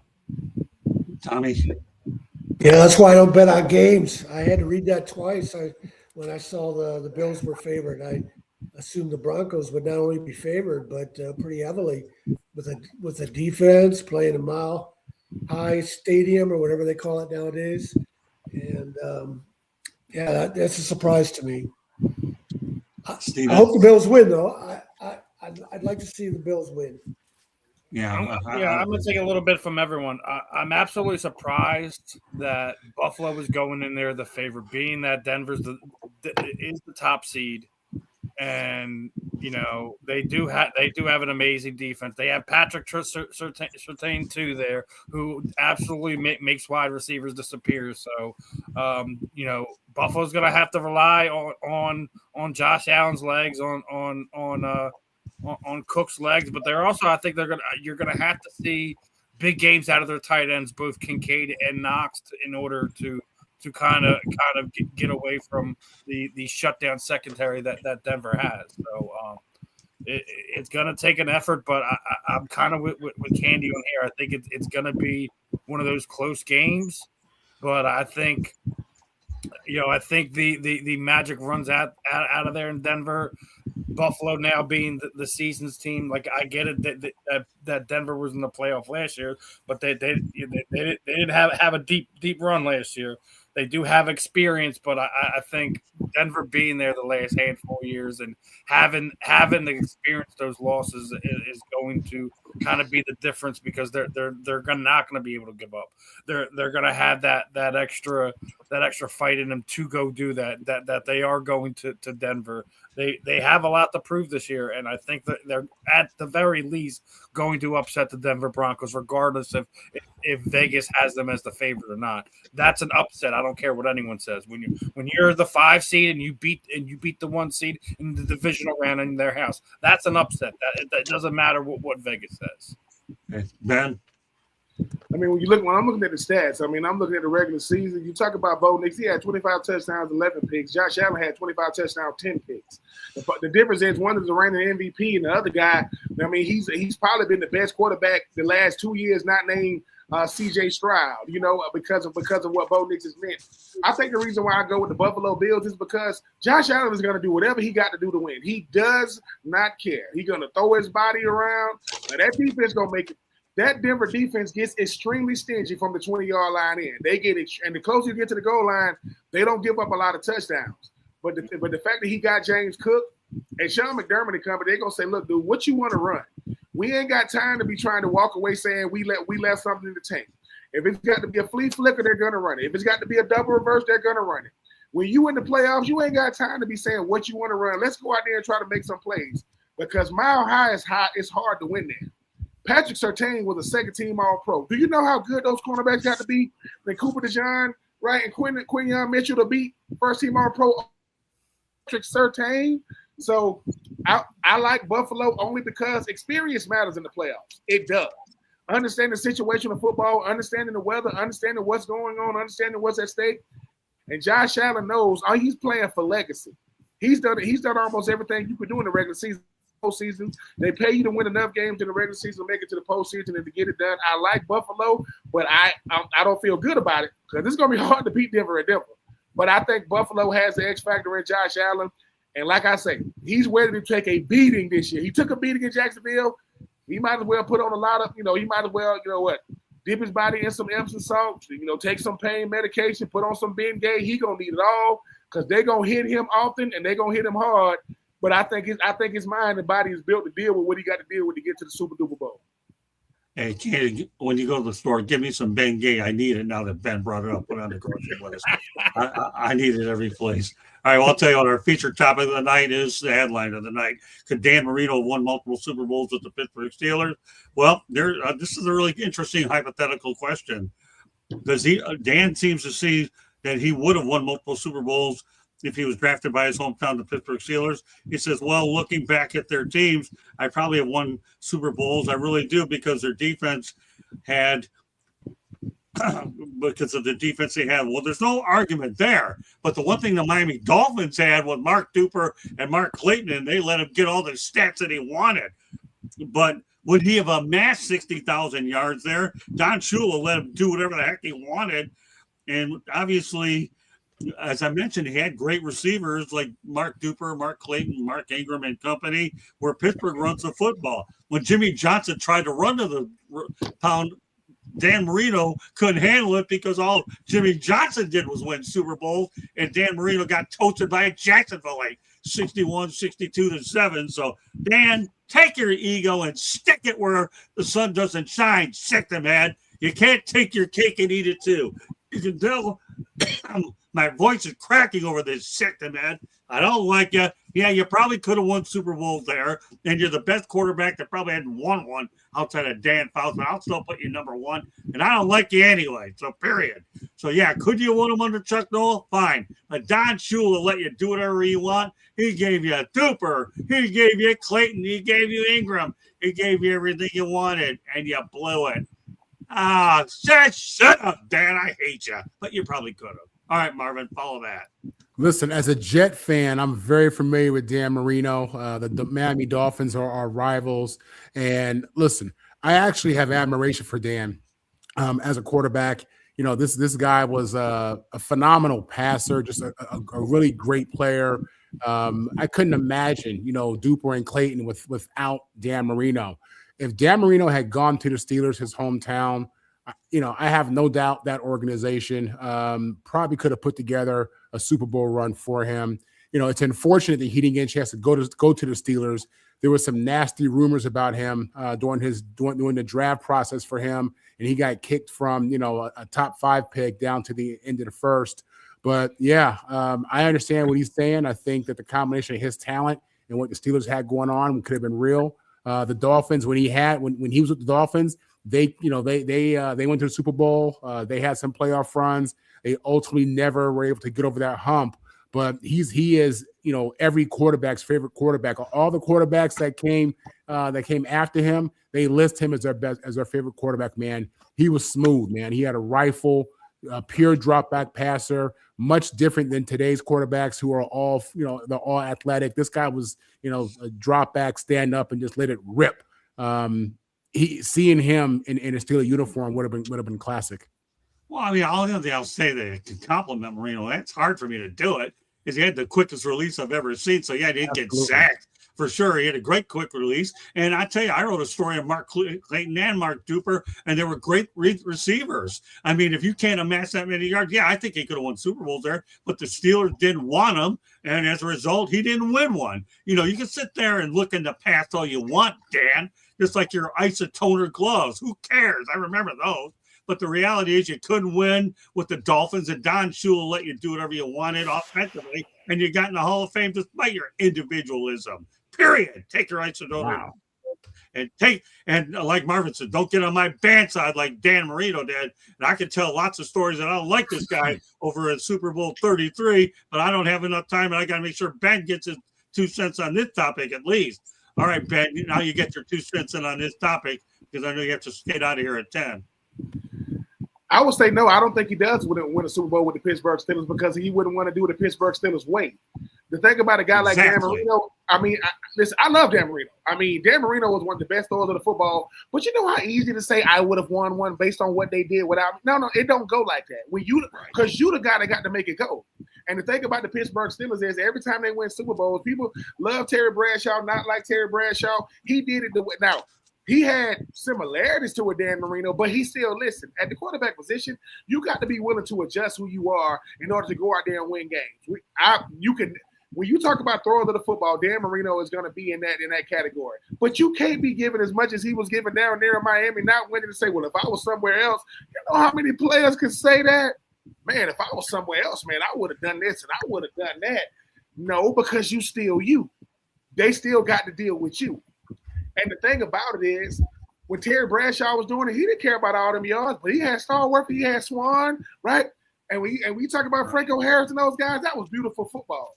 The best quarterbacks in the world care about winning, and they care about adjusting what they do to win. Not, hey, I want my stats to look good, but I still want to win. So I don't know Dan Marino like that. I mean, I've heard some things about him, when I was in the NFL as far as like how he was. Yeah, you got them alpha male dominant type personalities, but the problem is Dan Marino is Phillip Rivers. They put up big time numbers. I'm talking about, but when you don't win it, people going like, well, why didn't they win? They ain't have no good players? No, they had good players. They ain't have no good coach? No, they had a good coach. Well, what was up? Hey man, I mean, sometimes the best you have doesn't mean you're gonna win it. So I don't like that. If I was with Pittsburgh, I would have won it. Nope. And the reason why I say nope is because the Rooney family understands this. Look, we want to draft players that are willing to adjust who they are, what they are for the betterment of the team, and look past it. They already got a Dan Marino. His name was Ben Roethlisberger. Check the numbers and the rings. So they did it with Bradshaw. Obviously, they did it, with Ben Roethlisberger. But I think it's good. I think it's good conversation to have, right? I think it's good conversation to have, right? But just because you say we would have won it with me, based off of what you did in Miami, so Miami is not. Come on, Ben. The reality of the situation is Jimmy Johnson. Everything you're saying is what I just said a few minutes ago, Ben. Jimmy Johnson won couple Super Bowls in Dallas, for God's sake. Dan, this is the formula to do it called a running game. Really? Seriously, really? I know I'm not going to sleep now. Forget that nonsense. But the reality is this. Jimmy Johnson laid it to him on a silver platter. And Dan Marino, ego. And I told her to it. Dan, you're the Rolls Royce of that damn comment because that needed great called running the GFDA. Great minds think alike. Period. Am I loud tonight? Yeah, I don't care. We all can do. Listen, me, Mel, and Marvin can do shoulda, coulda, wouldas all day. Hey, man, you would have put me in this office right here, man. I'm trying to tell you, I would did this and I would did that. But we have to. Football. Look, you got to deal with the place that you at. Don't give me that. If I played for the Pittsburgh Steelers, we probably would have won 2 or 3 right now. And guess what? Pittsburgh Steelers' legacy is so great. No one cares about Dan Marino. That's how good they were in Pittsburgh. We had Terry Bradshaw. They had Ben Roethlisberger. And guess what? They haven't been good since they got rid of both of those guys. Since they got rid of both of them, they haven't been that position even with a guy like Aaron Rodgers. So Dan Marino, what, you sitting in the bar talking about the glory days of what shoulda, coulda, woulda. They gave you 17 seasons in Miami to do it. 17. Stop it. And he even got a road named after him. Give me a break. And he was on Ace Ventura. That too. I think God, I need to get a ticket on that stupid road. It'd be double depressing. All right, so I'll get you out of here on one more thing here real quickly, Ben. I know you have to get going, and then I'll let the crew talk about Dandy Dan Marino and the ego. Okay, he only got to 1 Super Bowl and never made it back anyway. But give me your thoughts about the fact that the Steelers and Mike Tomlin are no more after 19 years, and the fact that the Steelers have lost 7 straight playoff games. Ben, and then we'll go ahead with the rest of the group on both topics. One thing I respect about Mike Tomlin is he's never going to be a guy that's going to be in the way just because he can. That the Rooney family, say what you want about them, they understand coaches. They've only had 3 in the history of their franchise. Mike Tomlin's never had a losing season, but he knows, man, they don't pay me to have winning regular season. They pay me to get it done in the postseason. And he's looking around saying, am I helping this team get better or am I a hindrance? I don't know. I heard what you were saying, Marvin. I don't know what happened with that conversation because the Rooneys, they seem to be a class act as far as like how they make decisions. But Mike Tomlin is saying, dude, I don't want to be around just because I could be around. 19 years? 19 years in the league as a head coach? Man, I mean, that's an accomplishment within itself. Mike Tomlin, to me, wasn't around just because he could coach. He was around because he was an incredible coach. But if you haven't won a playoff game since 2011 or whatever it is or however long it's been, you got to start looking in the mirror. And he said something at the end of his press conference. And Mike Tomlin was great. He said, look, man, he said, listen, it's not about what you say, man. It's about getting it done. We talk too much in our business. And I think he realizing that he got to explain himself too much. I don't know where he's going to land. Like I said, there's this real nice organization in Atlanta, Mike. If you want to get rid of them frigid temperatures to come inside the dome, we can talk about that another day. But I respect Mike Tomlin because he was an incredible coach for 19 years, and he gave it all he had. It's just he's starting to realize I don't know how to pick a quarterback. And I don't want to. And he don't try to live off who he was. He live off who he is. And I don't want to live off what I've done. I want to live off what I'm doing. And I wasn't getting it done, flat out. If a Baltimore kicker missing a kick is the reason why I'm winning, and it's not because we dominating on the field. 19 years, sometimes your message runs dry. Sometimes people respect you, but it ain't hitting the same way. I mean, you coach Joey Porter Jr., senior and junior. It's time to move on to greener pastures, and we'll see where he ends up. But I do respect the job that Mike Tomlin done since he came over as a defensive coordinator of Minnesota Vikings, on the strength and word of a one Tony Dungy. I'm always going to remember when he got hired. But to be in one spot for 19 years, when you got coaches getting hired and fired every 2 or 3 years, says a lot. But we'll see where he ends up. But it's going to send shockwaves. I still think the Baltimore Ravens are still the number one landing spot right now, but Pittsburgh is right there. I think Pittsburgh has jumped everybody else as the number one landing spot. But how do you replace 19 years of production? It's going to be hard to do it. But I just respect Mike Tomlin and the player he is, the player's coach he is, how he used to hold court. When you talk about them press conferences, man, I like the fact that he was answering these questions, but he's going to be missed. But he did it the right way. He didn't make no excuses. He is a Super Bowl champion. But if the best you got is picking a 42-year-old quarterback to take you back to the Super Bowl, it's time to move on, man. And I respect, like I said, I'm going to keep saying this. Aaron Rodgers was born in 83. I was born in 82. So I respect them early 80s babies. You already know what it is. But Aaron Rodgers belongs over here with us. He do not need to be out there. And he can't pick a quarterback. So we'll see. But I respect Mike Tomlin's entire career.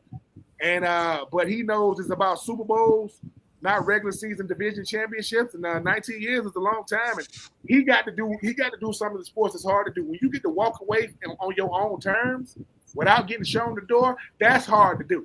And he got to walk away on his own terms. We'll see what his next act is.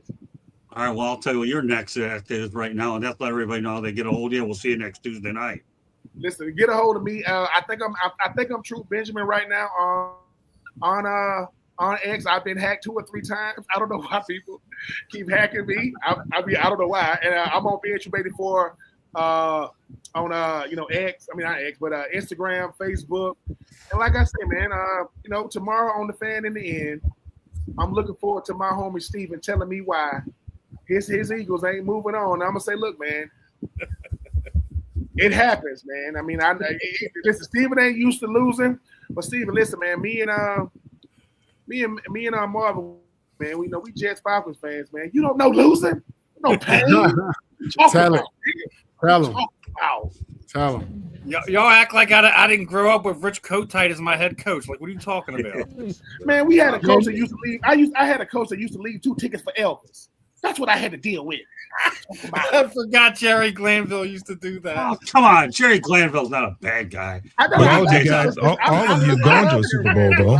Our sideline used to have Evander Holyfield on it, MC Hammer on it, Whitney Houston on it. We wasn't winning no games, but that sideline was lit.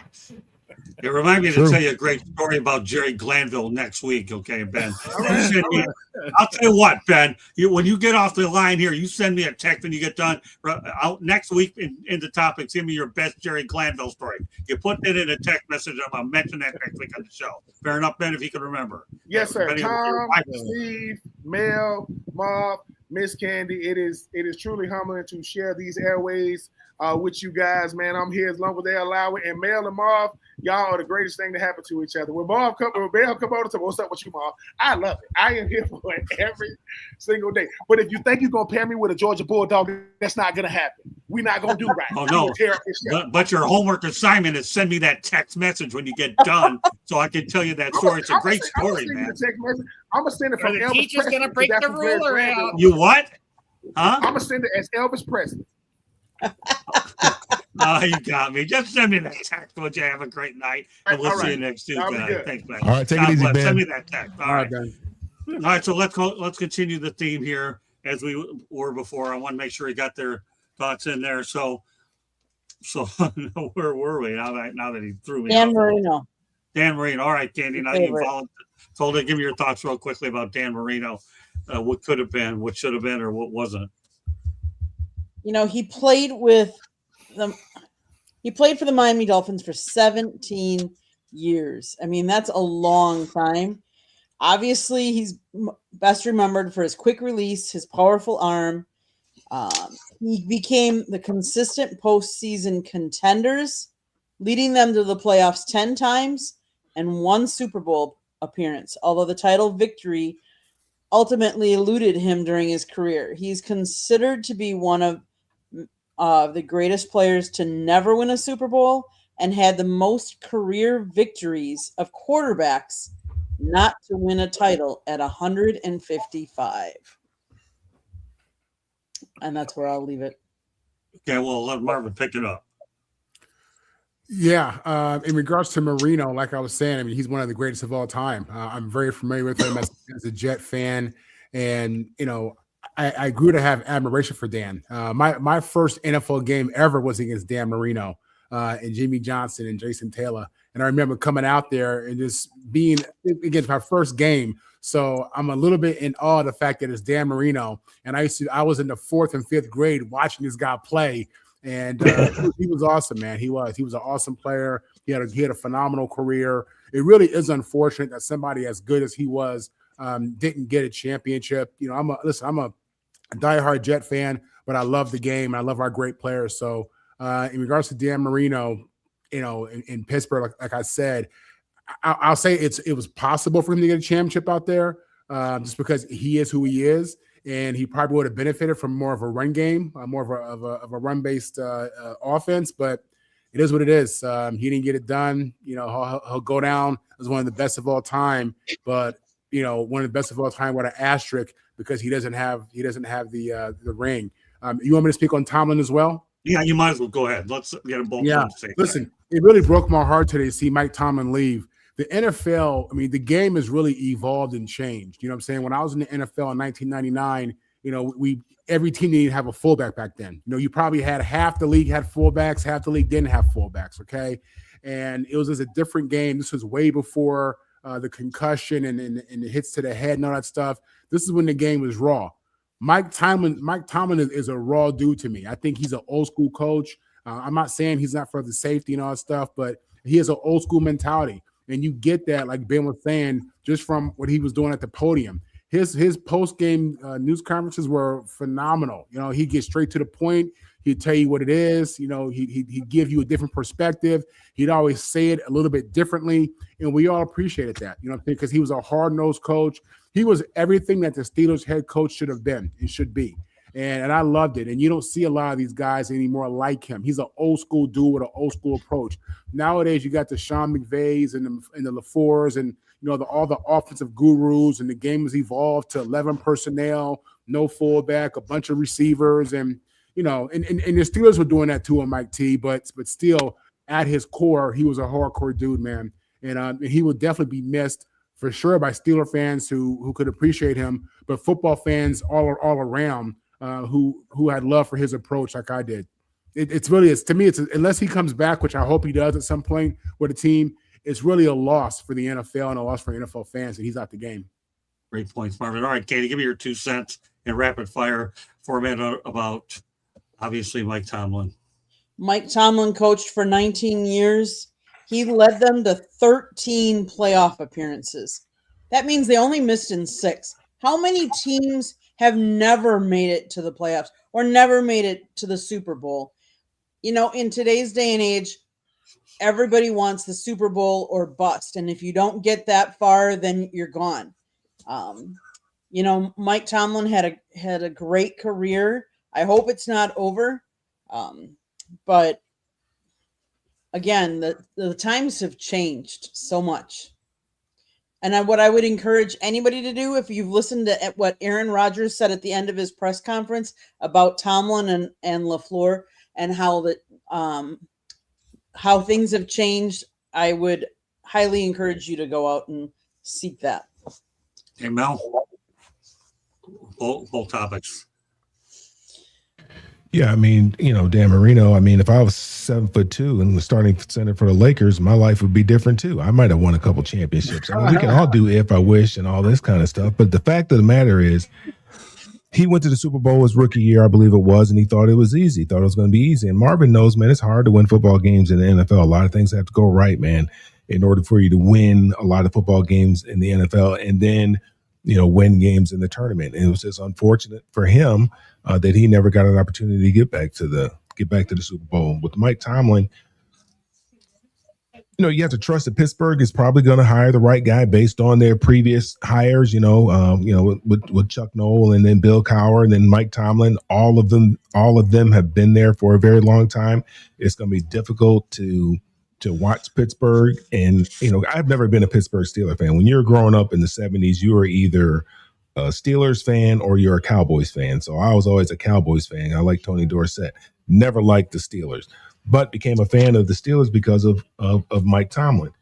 It's going to be different, obviously. For the past almost 20 years, we've watched Mike Tomlin grace that sideline and do it with such class and dignity and strength that we haven't seen. And to see him somewhere else, or even if he's in television, which he would do a great job in television, he'd come in here and take Marvin's place anytime. He's going to land on his feet somewhere and do a very, very good job. I'd like to see him go back in coaching, but he's going to take the right job. I don't know what job is the right job right now.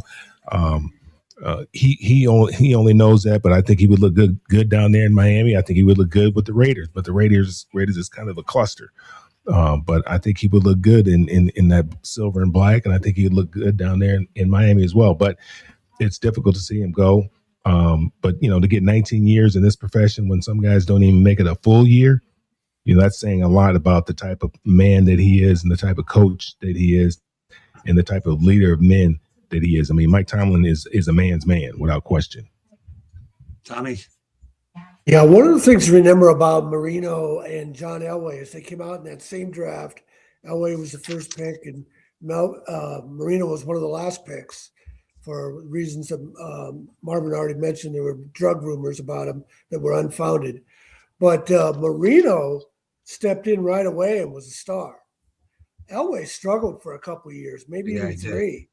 I remember one game against the Chargers when he lined up behind the guard, and the center had to tell him to move over. So Elway took a little while to adjust. I would have to. I don't have a problem with Marino saying that, and I speak for a little bit from experience because I remember in '94 the Steelers were the number 1 seed, home field advantage. And the Chargers went to Pittsburgh, and they beat the Steelers, and that's the only time the Chargers ever went to the Super Bowl. Neil O'Donnell was the Steelers quarterback. Right. And it was like the final score is 17-13, and the Steelers had like a 4th and goal from the 5, and Neil O'Donnell's pass got knocked down. Maybe Marino completes that pass. Maybe they score more than 13 points, 20 points, whatever. But the thing is, the Chargers went to the Super Bowl and they got blitzed by the 49ers. So Marino probably would have lost again to the 49ers. He lost to Montana the first time, and then he would have lost to Steve Young the second time. But I don't have a problem with Marino saying that because I think it's very possible. The Steelers didn't really have a good quarterback for a few years there until they drafted Roethlisberger.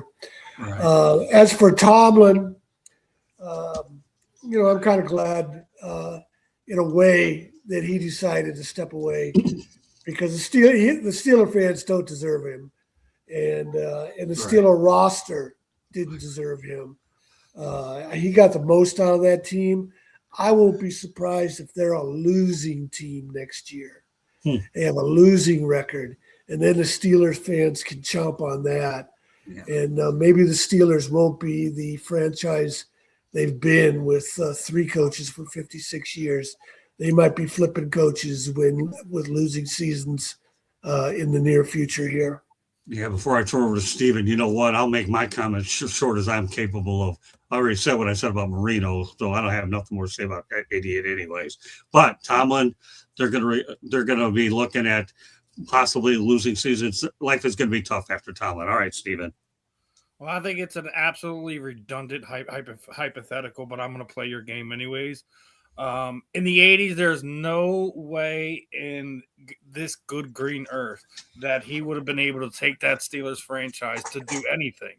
Right. Now, however, as Tom was already mentioned, they had a couple opportunities there in the back end of the 90s. I do believe with those early to mid '90s Steelers that he'd have been able to put something together. We're still talking hypotheticals here because he didn't have a wide receiver core. They didn't even get a running back in there until Jerome Bettis that they had since Franco Harris. Right. The defense wasn't what it was. You had Asian guys. I think the only guy that is worth mentioning was Rod Woodson at the time. So like it was almost till the '90s. So he would have had a similar run to what John Elway did, where he had some playoff appearances without the Super Bowl appearance, and then finally gets over the hump towards the back end of the career. That's the only way that would have ever happened. But it's a ridiculous hypothetical in my opinion, but I get where Dan's coming from because it's his hometown. It's where if you would take everything aside, I guarantee you he would tell you right now he would trade a lot of those stats for potential Super Bowl wins in his backyard in Pittsburgh. Okay. But now we go on to Mike Tomlin, and it's going to be hard to replace what the Pittsburgh Steelers organization has done, going from Noel to Cowher to Tomlin. Right. You have three coaches that I think they're all three of them are above 150 career wins. That's nothing to sneeze at. It's not. And I agree with Tom here. They're in trouble. I mean, Tomlin may have had lost his last 7 playoff games, but I also think that they have not given him the necessary tools and going out and granted they went out and got DK Metcalf last year. I think it was the most ridiculous trade they didn't get ever made because I think they let Pickens go, who you think maybe was a culture thing or whatever.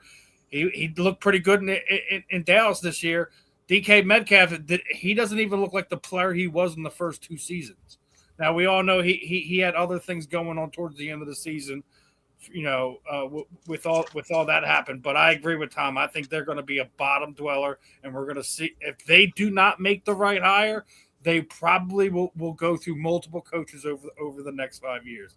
Mike Tomlin will not coach next year because the way he left, Pittsburgh still owns his right. So technically, if somebody wants them, they're going to have to offer them up picks or something to that effect to trade for Tomlin. I do think he's going to be an analyst for 1 year, and then in the next year's coaching cycle, that's where we'll see Tomlin come back.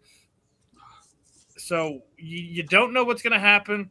You have to see what plays out, who are going to be the prominent locations next season.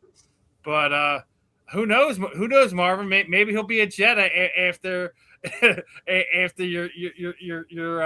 your former player coach there is has another subpar season. You maybe you just get the quarterback, but nothing else is working right. They send Aaron Glenn packing, and then Mike Tomlin comes in and shows the organization and the front office what real culture looks like. I hope, Steve, from your mouth to God's ears, brother. I mean that.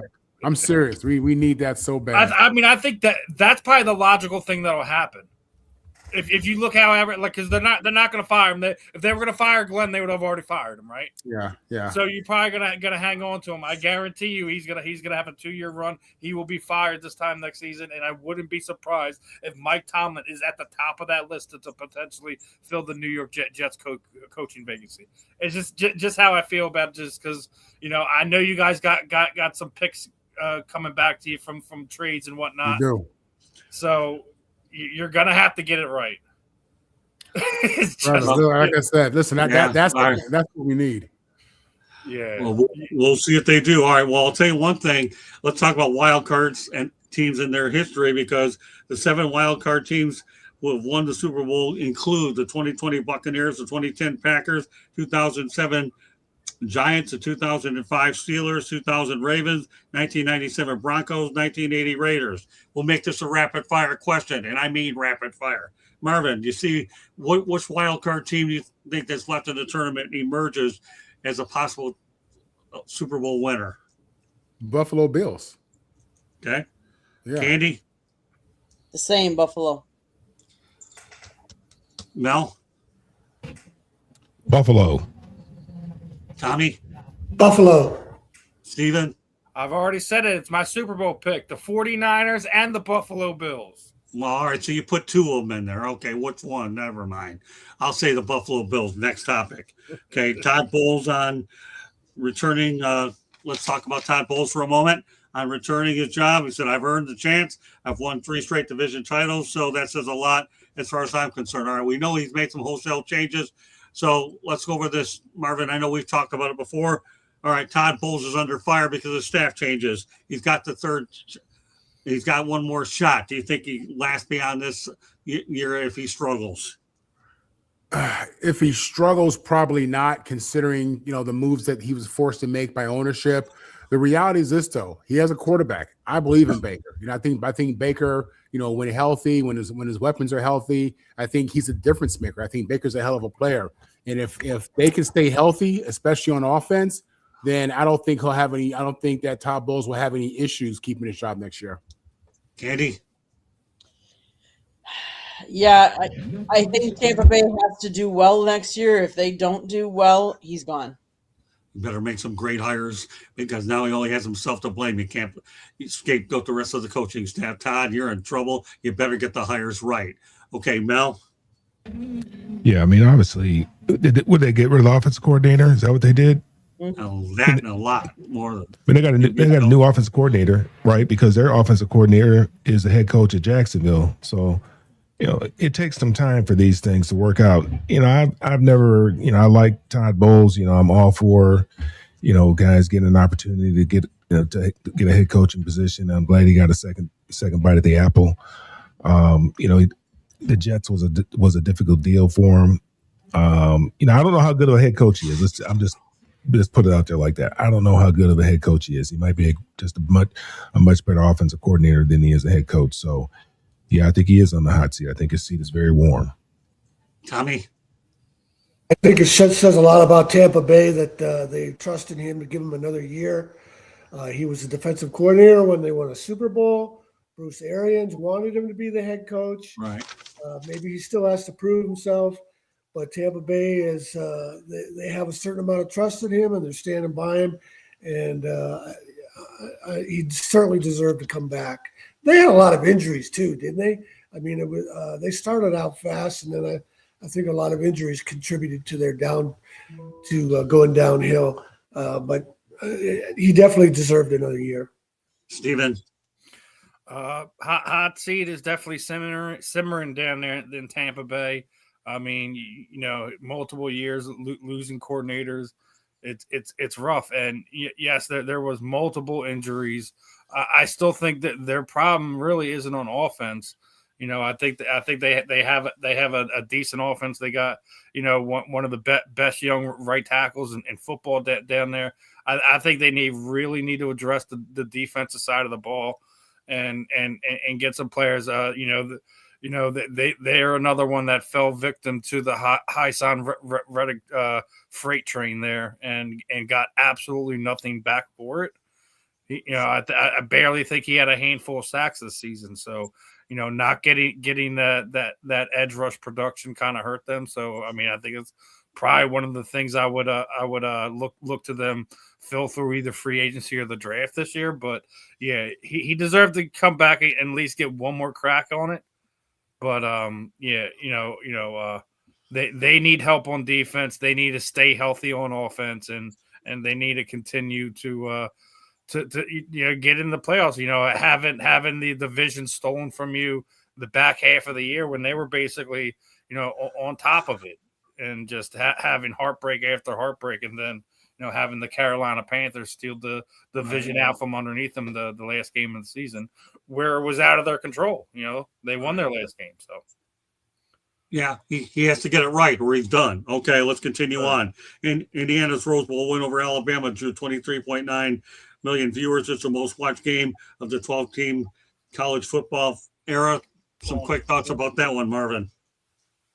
Man, Indiana is a historic team right now. I think they're going to finish the job. What they did against Alabama, just first of all, it lets us know, again, this is not Nick Saban's Alabama. This is a whole new Alabama situation. But even with that, man, Indiana is on fire. offense, defense, quarterback.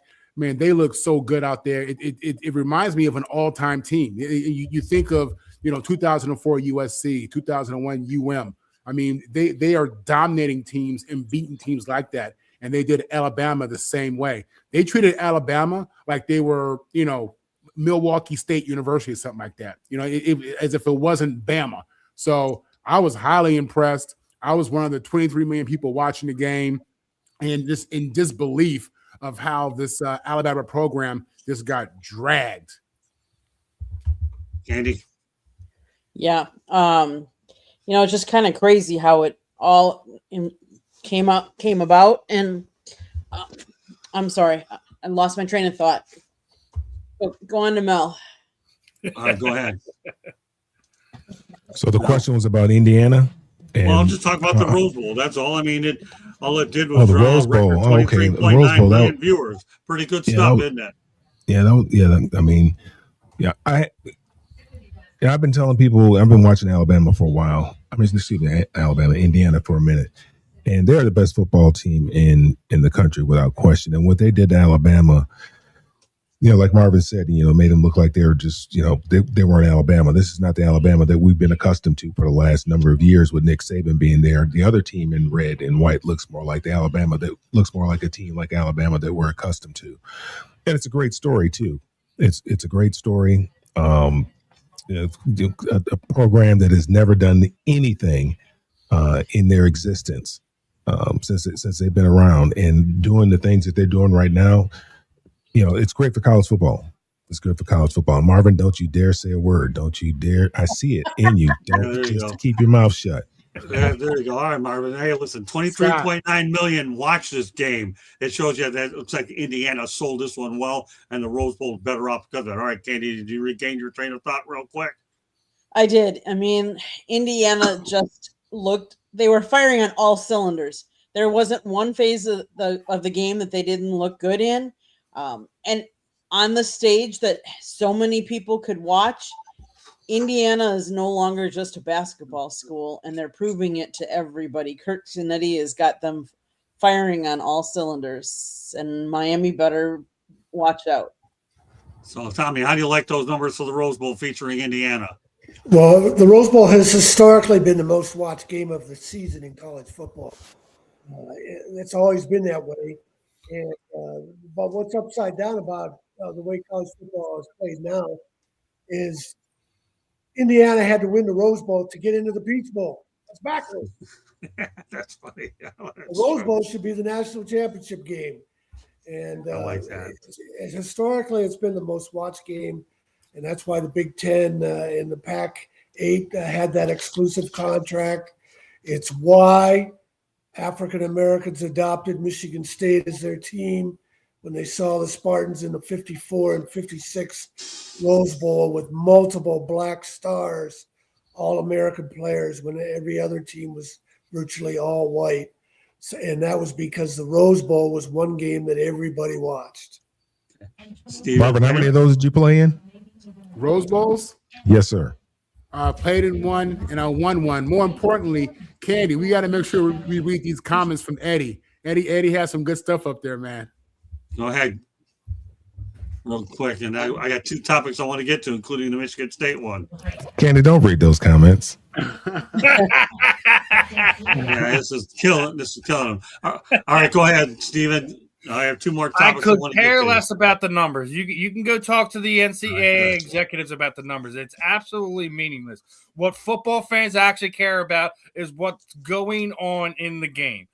And I totally agree with Tom. They got it backwards. The Rose Bowl should be the NCAA playoff championship game. It has been for the longest time. It's why it's one of the most watched events that we have in college football. Stop playing around. It's the granddaddy of them all. Exactly. Let's switch that around and make that happen. You all want to change all this stuff around, right? So make that happen. But I said it a few weeks ago. Marvin remembers when we were doing our little early predictions.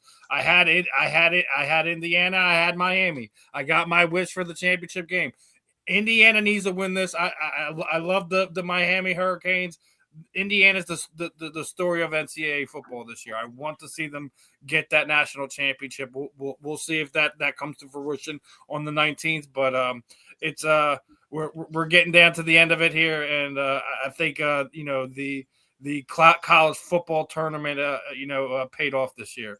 May have not gotten all the teams we wanted to in, or all the popular teams got their chances in, but I think when you look at it as a whole, I think it was a winning formula this year.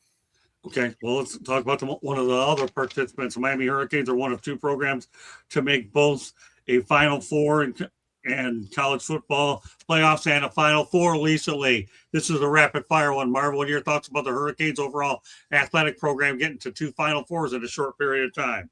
Yeah, I mean, listen, UM is I guess at this point you could say that the U is almost back, but they've had great teams without question. They recruit out of the great state of Florida, which has a ton of NFL talent and just this great talent as a whole across all the sports.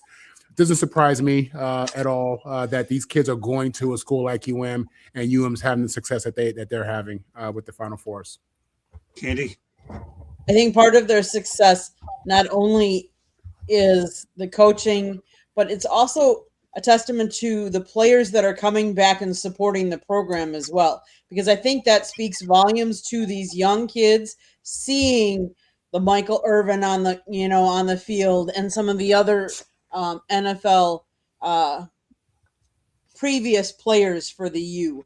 So I think that matters too. And they have a lot of NFL players that played in the NFL. That matters as well. Well, what about the basketball team, Candy? By the way, before you get to that, legendary NBA player Rick Barry played for the Miami Hurricanes back in the day. How do you like that? So go ahead, Candy.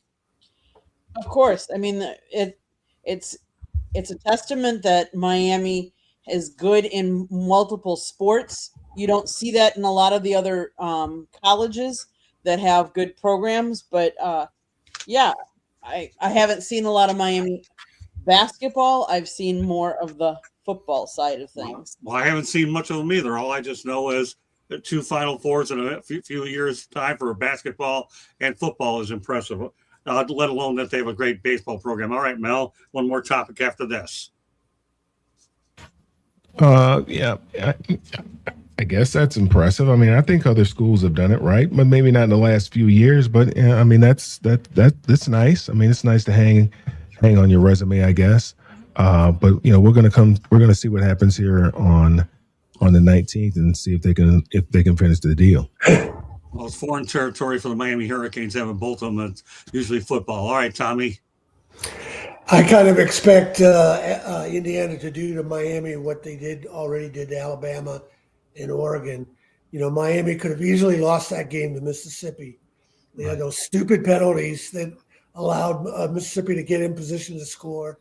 And then on that last play, could have easily called pass interference and put the ball to 2-yard line and that one more untimed play. So I expect Indiana is so efficient and so clean. I expect Miami to make enough mistakes that Indiana will beat them. And what about the basketball program? You surprised, or Jim Larinaga has done a good job, and Lucas. It's one of the great basketball stories of all time. Miami has never been a strong basketball program. So, yeah, it was great. All right, Steven, you have the final word if you want to say much about this one. Listen, everyone knows that Miami's known for football. So the fact that they've made a Final Four in basketball is definitely a testament to the changing culture down there. So we'll see if that's something that they're able to sustain. I'm not willing to place any bets on it, but like I said, they made the best of their opportunities in football this year. They're in the Final Four. They're actually going to be at home if you think about it, because where the game's being held. So they're probably going to get embarrassed in front of their hometown fans. Yeah, Hard Rock Stadium. I've had a lot of great memories there. Seen a couple Super Bowls as well. All right, Katie, is there something you want to add real quick?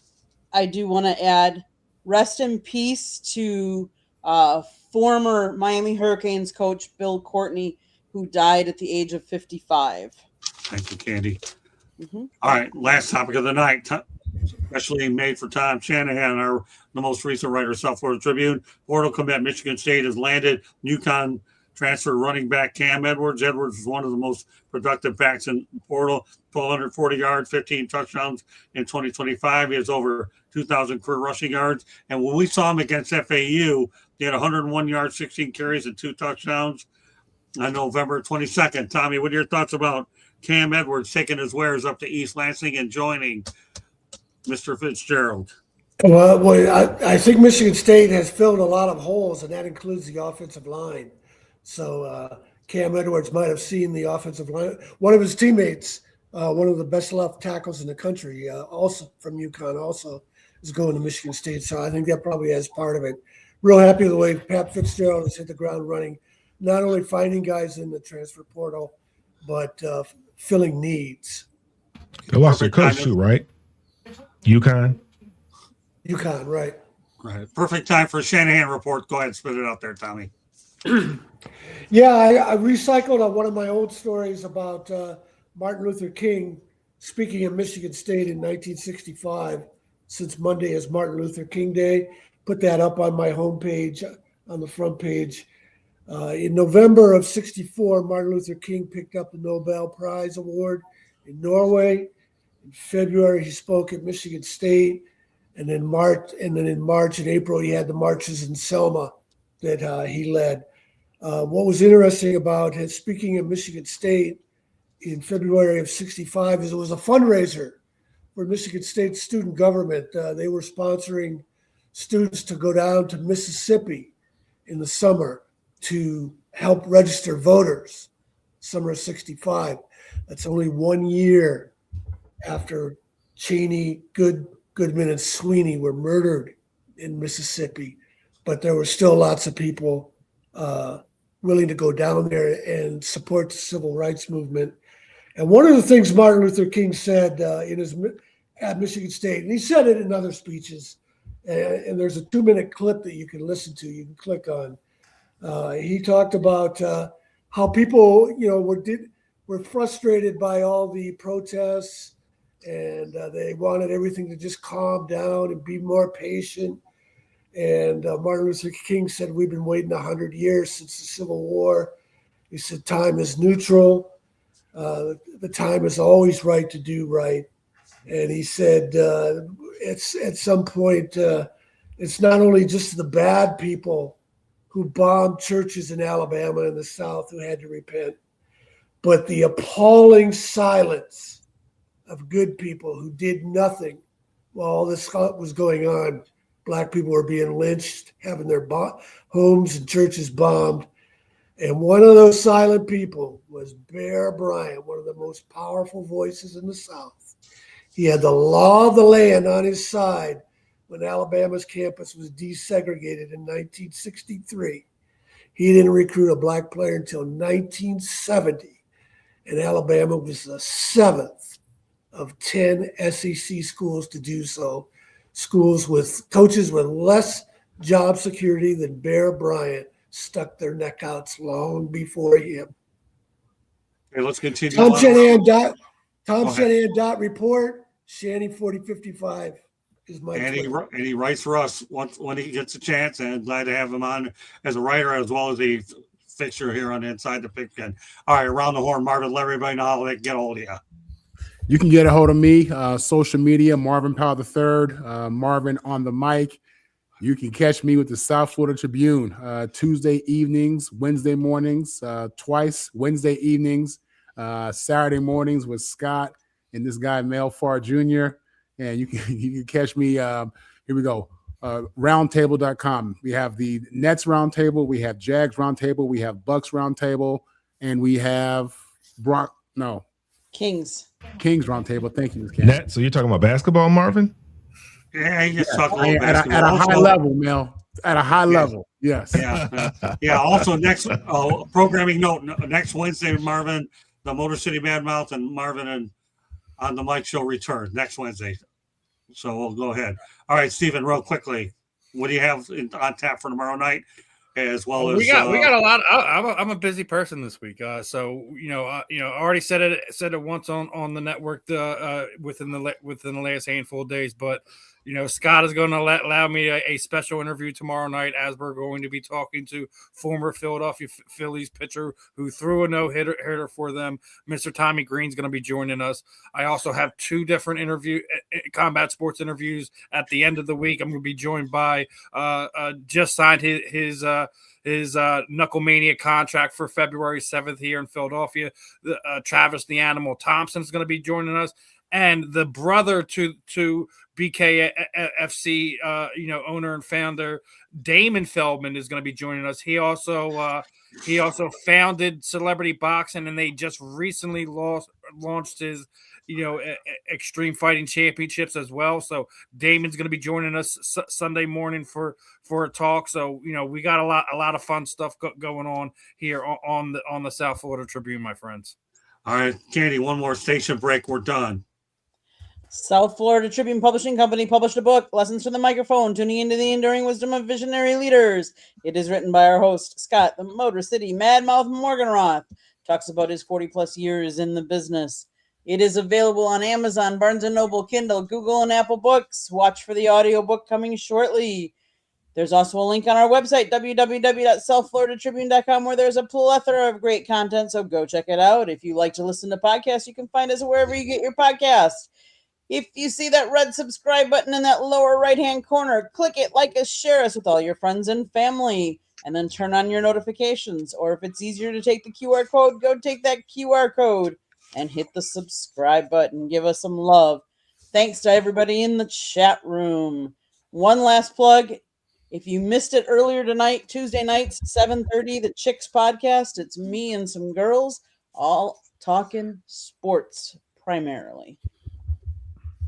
All right. Well, we want to thank Ben True for being on earlier. We want to thank Marvin, Paul, Candy, Mel, Tommy, and Steve Reichel, who's going to have the prime time tomorrow night. So, and the Sports Exchange will be the early show, and Stevens will be later. So, want to thank everybody for joining us on this edition of Inside the Picton.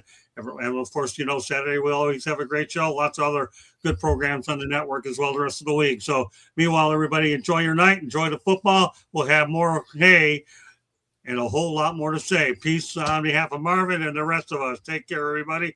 We'll see you and watch our program. Lots of great stuff the rest of the week and into next week. Take care, everybody. God bless. And also, one last thing, Candy and I will be covering the Senior Bowl at the end of the month. Looking forward to our coverage out there as well. That does it. Good night, everybody, and thanks for joining us.